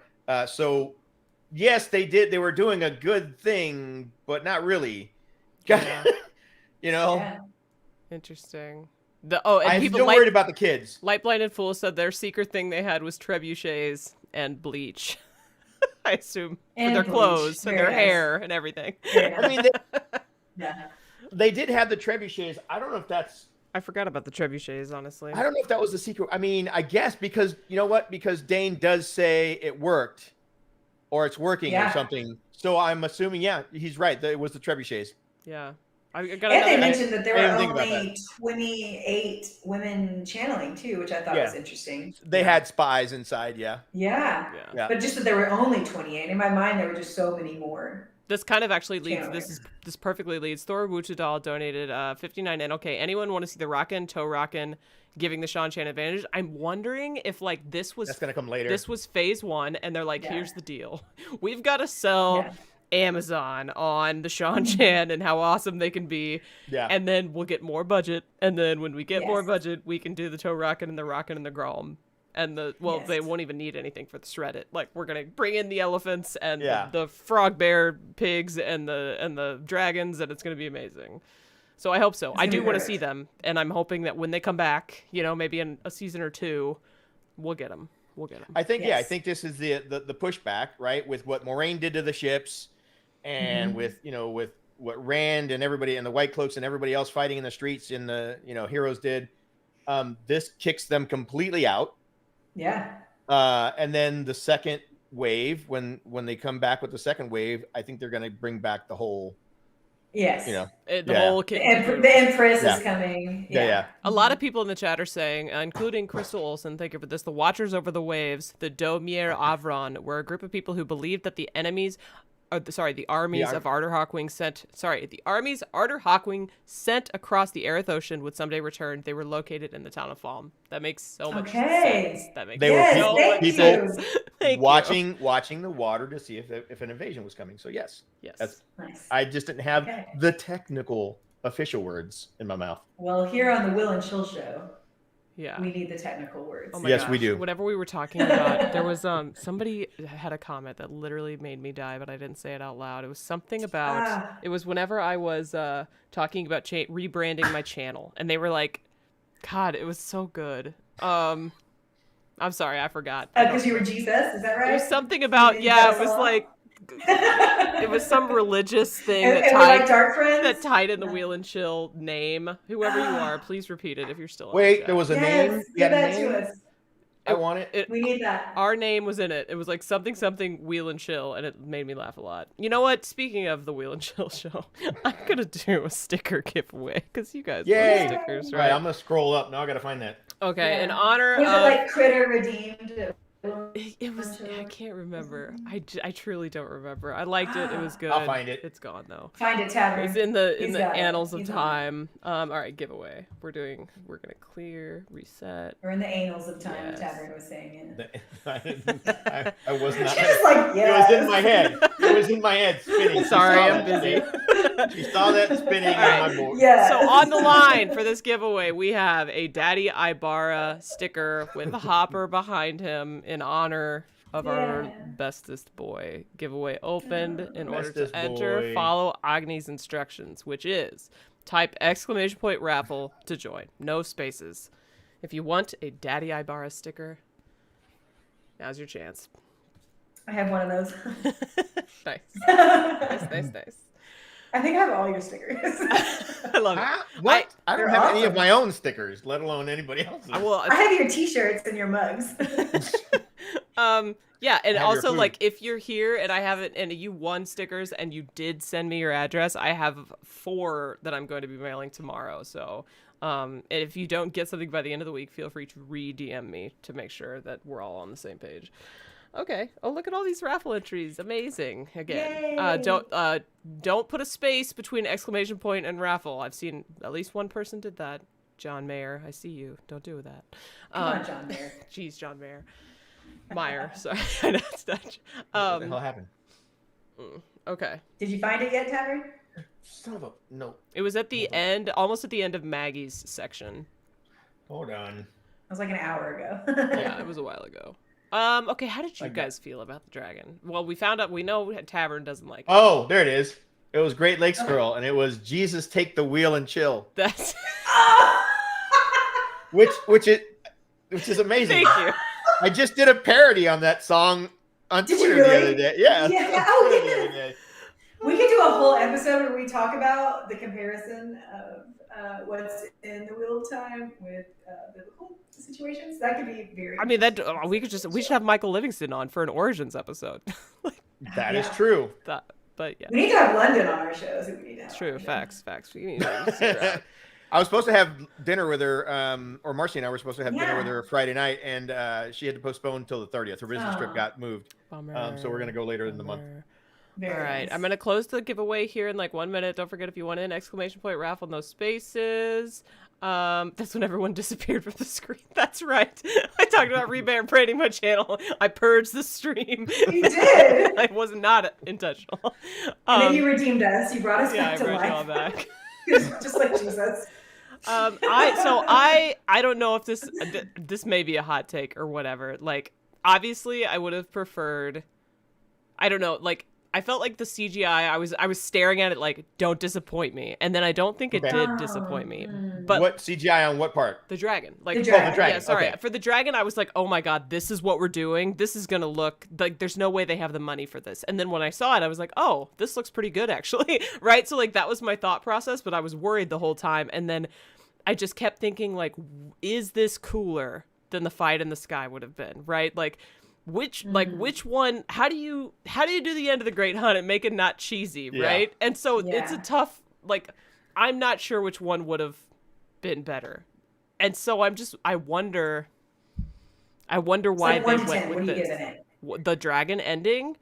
Honestly, I was just with the dragon. Yeah. I was so happy by the end of the episode that I kind of just didn't care about the dragon.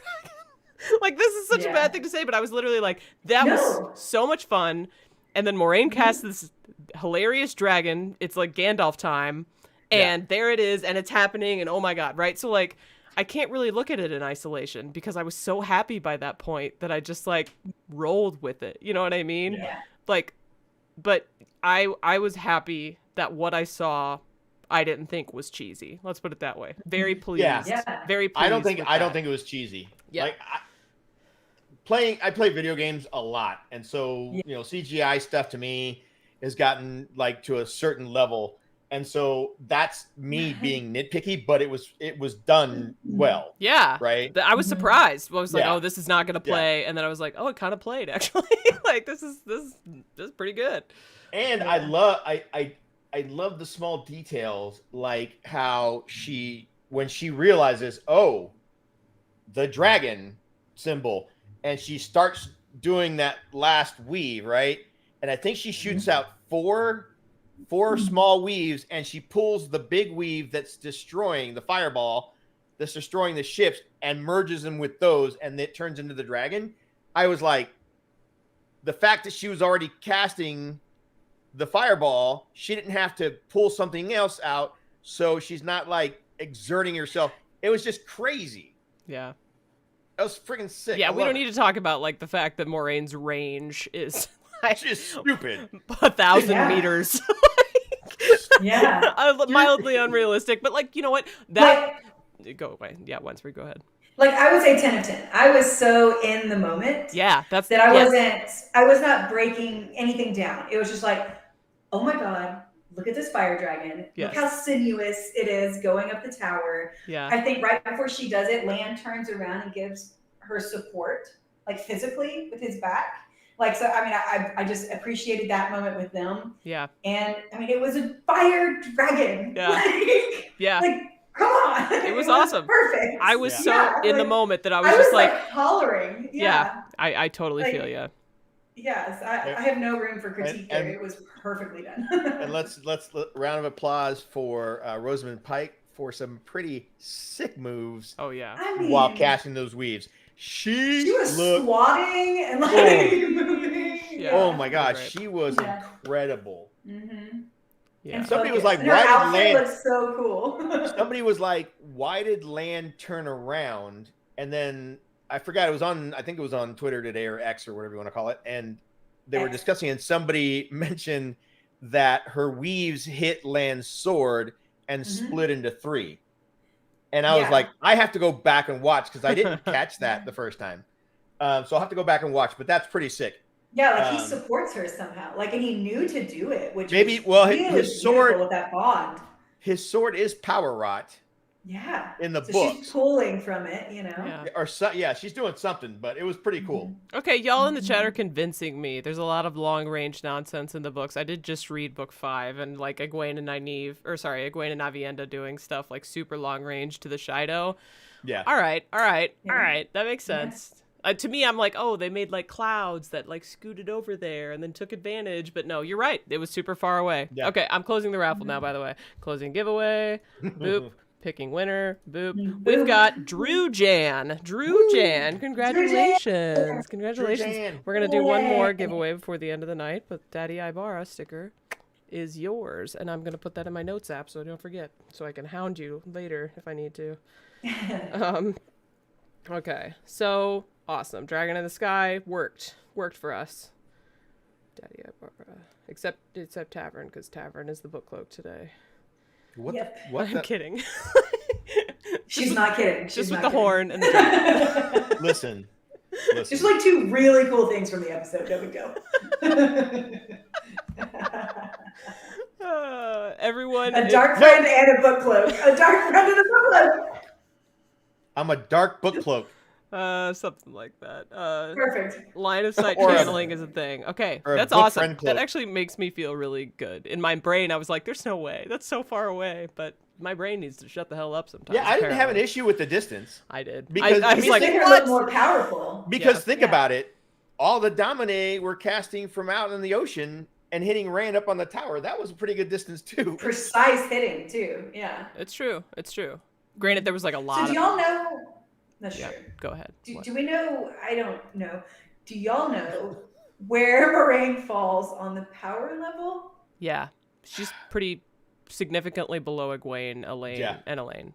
Significantly below. Yeah, like several degrees. So seeing what she did with those ships, Iguaine could without do way more. A Terran, like I'm assuming she doesn't have her little man, right? Right. No little man. So that was no help. Nope. And she took down that whole fleet. Yes. Like that is some. So we're talking like Moraine, significantly below. Moraine, Swan, and Elida are all on par with each other, and they're all like several degrees below Iguaine and Elaine and Avienda, and then like several degrees above that is Nynaeve. So yeah. And Nynaeve is up there with Moghedien. Well, Nynaeve starts with Moghedien, and then she goes higher than that. Yeah. Okay. This is gonna be neat. She grows. Yeah. Once her block goes away, her power starts increasing quickly. We do have to consider, though, and this is actually an interesting thing to talk about, whether they're changing power levels from the book to the show. It's possible. It's possible. I mean, based on especially with Iguaine, too. I was gonna say how long Iguaine held out against Ishii, and I maintain she was going to fail, but she did hold out for pretty long. That to me screams she's stronger than she was in the books, if not by much, maybe, but some. I thought that was kind of weird, but I was like, okay, they're basically showing her determination, right? Mm-hmm. Sounded kind of like the exact same thing that happened with her and Rena, where let's see who freaking passes out first or dies first, and You knew it She wasn't will going always to be. win. Yeah, she's not going to lose that. She's just going to win. Yeah. Yeah. Yeah. So I'll tell going to you, lose that. you guys are going to laugh at me when I tell you this. I wasn't going to bring it up, but with Iguaine channeling the way she did, holding on to Ishi and the dragon, and she steps up right next to Rand. I was like, Egwene's the dragon. Oh God. Swan even said it would be easier if you were a girl. Yep. And it cracked me up because the same when Rand walks up, when Rand walks up to the edge, and then the rest of them walk up, and there's the dragon. They're all and the people dragon. below are like, they're all the dragon. Rand was up there by himself for a fair amount of time. He was. Like in the picture I was showing, he was by himself. Yeah. But I missed the Egwene's the dragon. Egwene's the You heard it here first. Bushwhacker 007 super chatted 5 Canadian. Light help you, Randall Thor. Yeah, that's an interesting thing too. We talked about Lanfear being not in it for the dark, not in it for the light, in it for herself. And so I thought that was interesting that she evoked the light on behalf of Rand. It made me think about, because we're full spoilers, right? Full spoilers. It made me think about Brandon Sanderson's recent Reveal. info dump.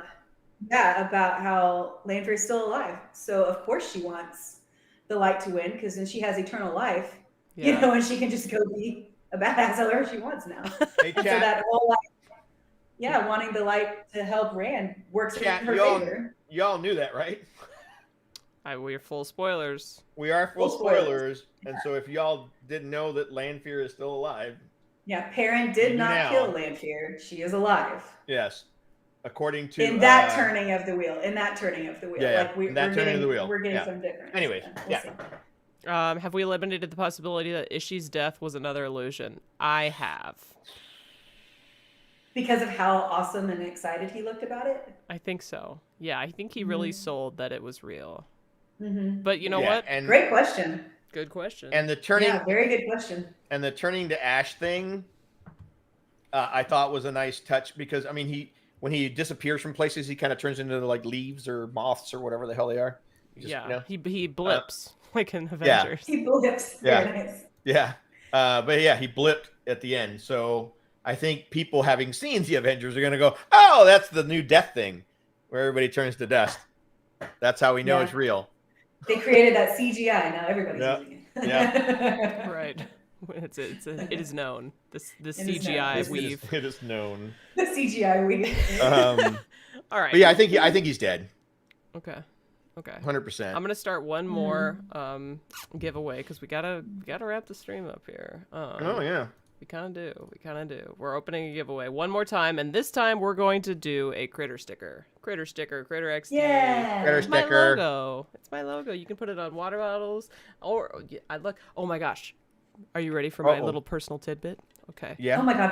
You should overshare. Yeah, I went to the Ren Fair this weekend, and so I have my tumbler that has my logo on it. Look what I found: a tumbler leather holder with a Wheel of Time logo on it at the Ren Fair. So I picked it up. Wow. Mm-hmm. Of course you had to get it. Did you dress up? Yeah, I've dressed up as a pirate. I posted one transition video on my TikTok so far, but I need to do my vlog from it. Obviously. Nice. Yes. Because how do you go to the Ren Fair without shooting a vlog? Am I right? I mean, I need to see it. So. Okay. Yeah, that'll be tomorrow. Probably. Hey, while you're doing the raffle, I would like to bring up a subject. Okay. Mohedian. Oh. Let's talk about the look. I'm not sure I'm. Okay. Here we go. I have book look time. No, it's not. No, it's not book look time. I'm saying this because I have no hair, so the whole super high bangs thing was a little weird for me. Yeah. They're called baby bangs. They're called baby bangs. They're called baby bangs. Is that what really? They have an actual name? Yeah. Okay, that's interesting. I didn't know that. Pain in the butt too. I love the fact that she was depicted as tiny or way shorter than Lanfear. Yes. That her clothes were oversized, billowy. Yeah, they were oversized. Like her pants didn't go all the way down, so they were kind of like we used to call them high waters. And she's got the chunky shoes, and it was just like perfection from a different era. It was perfection from a different era. Yeah. And if you noticed, They all wear black and white. That seems to be the trend. It does. They all wear black and white. Even Lanefear had the white collared shirt like she did and the black pants. Yeah. Yeah. So when we saw Ishii getting sealed, I think he had a white shirt and he did black pants on as well. They all have a capsule wardrobe, which makes sense because which is so advanced. It's so advanced. It's so advanced. And also it makes a lot of sense because they're traversing eras and centuries, and No, it's They're that's what I mean. It's literally trendsetters, but it's timeless. Yeah. It's truly timeless. I will say capsule. I find it amusing. I find it highly amusing that Lanefear is standing there in her freaking silvery fucking like tuxedo suit thing, and nobody's looking at her clothes. Nobody around her. If what you are look you wearing, at everybody, girlfriend? yeah, like what the hell? I mean, she wears some stuff that nobody else wears. Yeah. And so does he, actually. So does Ishii. So it's interesting to me that nobody even notices it. I mean, to be fair, they are in a town where the Shanshan invaded, and if anybody's wearing weird shit, yeah, it's true. It's the Shanshan. Yeah. That is true. Their uniforms are so cool. Yeah. Like really well done. For sure. Very cool looking. All right, we're gonna start our final thoughts. I think we have to. We gotta end it at some point. We're gonna start our final thoughts, and then once we're like almost done with the final thoughts, I'll announce the winner of the raffle. If you haven't entered yet, it's !raffle no spaces. So keep on keeping on with that. If you haven't. Okay, I'm ready. Okay, Winespring, you do your thing. Okay. So the moment after the fire dragon, and they pan down to the streets, and we see the maidens, and Avienda's like, Karn. Yep. It was beautiful. Yes. And then we see Massima with love all up in his eyes. Oh, that weirdo. Yes. So we're gonna see some cool stuff there. Yes. And then you see Lanefear just like staring up at her man, like there he is with his fire dragon. And I set all of this into play. Like just the three of those admiring what's happening was just really good TV. It was such good TV. Like just the three different ways that this storyline has been set up and into play and where it's heading was like really fast. It was beautifully done. I think for book readers especially, those moments were like extra fun because like show Oh, only people have no idea about Massima, right? No idea, but we're like, oh boy, that guy's got hard eyes if I've ever seen him. Here comes the prophet. Yeah. Yes. See that shot you have on the screen right now? Yeah. Of Massima? Yeah. The way they shot it, his head is tilted back. He looks bald. He looks like he shaved his head like he did in the books. And I was like, oh shit, that's sick. It also looks looks bald. I don't remember. No, he has hair. He has top like in the books. He shaves his head. That's he right. Shaves his head. He shaves his head when he becomes the prophet. Yeah. Yeah, but like it also looks like So there's light he saw shining on Rand him. and the dragon, and he just shaved. Yeah, Right. it's so That's it. We're done. so good. Yeah, immediately he went. Oh god, gotta get rid of this hair. And I worship you now. Yeah. Right. I loved it. That was such good fan service to see where we're headed. Okay, that's a fun final thought. All right, Tavern, do you have final thoughts? Final thought. Easily the best TV show I've watched this year, and possibly, I mean, last year there was a lot of great shows, but so it's, I mean, I'd have to really figure out the numbers, but easily this year the best show I've seen, 10,000 times better than season one, even though I love season one. I mean, if you're going to push a series in the right direction, this is it. Right? If you want to draw people in, this is the way you freaking do it. Yeah. Even with my little minor bullshit, I mean, I wouldn't trade this show for anything. Like, hands down, on par, if not better than House of the Dragon. Yes, and significantly better. and on par with not Lord of the Rings, Game of Thrones, you know, that kind of stuff, right? They just killed it this year. Jesus, they freaking killed it. That's it for me. They did. We're not gonna have 2 years in between these seasons, right? Word on the street is hopefully we 18 shouldn't. months. So yeah. We'll see. Oh my God, you okay? Are you okay, Wine Spring? I just threw a little fit. Yeah, her face. Did you see her face? I don't. You were like 18 months and she went. Like. I think my face is turning red. I know. It's sad. It was so good. The flying creatures the Shan-Chan have are rockin' and toe rockin'. Yeah. Ram Spencer. I love that positivity, Tavern. That's such a good point. It was a really amazing season of television. And before I give my final thoughts, I'm going to close the giveaway. Closing. Picking winner. We've got Fiorella Flores winning a Kritter sticker. Well done, Fiorella Flores. Congratulations and thank you for being in the chat. Okay, final thoughts. Let's see. First of all, amazing job by our show only guests. The insights, they're everywhere. I love that Erin brought this like curiosity and like need to know what the hell's going on, right? And Maggie had so many interesting things that like, dear God, whenever she said that he had 3 women in rapid succession, I was like, oh God. Just wait, girl. Yeah, I know. It's like I can't tell you why what you just said is hilarious, but here we go. You're upset now. Just wait. She pointed out like she made connections. Yeah. That are exactly what's happening in the books, and she like made predictions, and I was like, is she a reader? No, not of the Wheel of Time. No, but not yeah, the Wheel of no, Time, yeah, but like other... yeah, she is. She's okay, so she's familiar with plot drivers and that kind of stuff too. So okay. But she made some really good connections. I was like super impressed. I was like, damn. Yeah, she was impressive. Their insights, their humor, we love them. I'm sad that Meredith couldn't make it, but we'll have to have her on sometime soon to give her thoughts. And I've said this I think like every time, but after having seen the finale, which I thought was like, okay, this is gonna make or break the season, right? Like because the tone that was set at the end of season 1, and I really liked episode 8 because I thought Rand's arc was like perfect and it foreshadowed a lot. Granted, the CGI wasn't perfect, but like whatever. I really liked episode 8, but a lot of people didn't.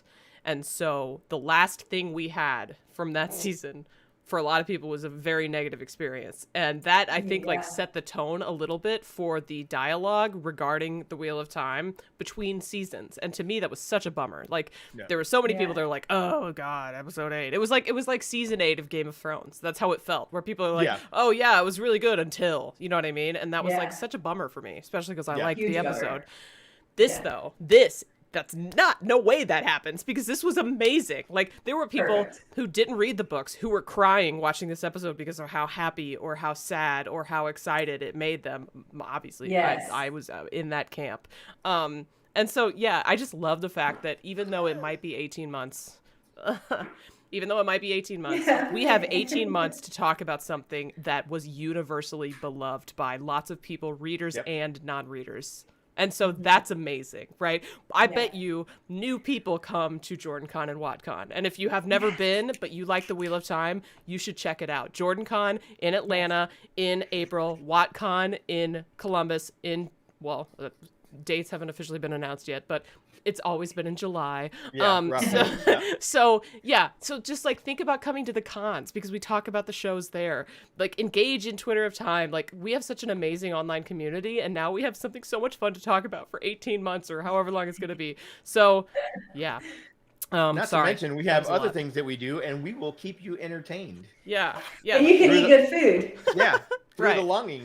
Yeah, the Wheel and Chill show isn't going anywhere. We're taking a break next week because of traveling and stuff, and because, I'm tired a little bit. I'm a little tired. I'm not gonna lie, I'm a bit tired. But we will be back. We'll be back, and we'll talk about Wheel of Time. We'll talk about other stuff. And I hope you guys Dungeons and Dragons. A little bit of Nights You Say Chill coming back. Yeah, we've got a D&D session planned for later on this month, which is very exciting. Los Nightos, Deseos, Chillos. Okay, the Nights You Say Chill. Really, really nice, good guys. Okay. That was an Espanol. This is the longest exit speech I think I've ever made. I just want to thank you all for being here this season and coming back to the Wheel and Chill show every week, and for watching my reaction videos and for engaging online in all the places. This has been an absolute pleasure. You all are making this so much more fun than how it would be if I was just watching this by myself and not talking with people about it. So thank you all. This is amazing. And thanks Kritter and Tavern too. Yeah, how much fun we had. I was going to say thank This you is too great. as well. Group hug. Oh, yeah. Okay. This is amazing. How much fun. Okay. All right. Thank you all so much. We are going to peace out. If you want a sticker, don't forget to DM me your address and I will get it out to you. This is amazing. We'll be back. Watch our socials for our next episode announcement. Okay. Bye, guys.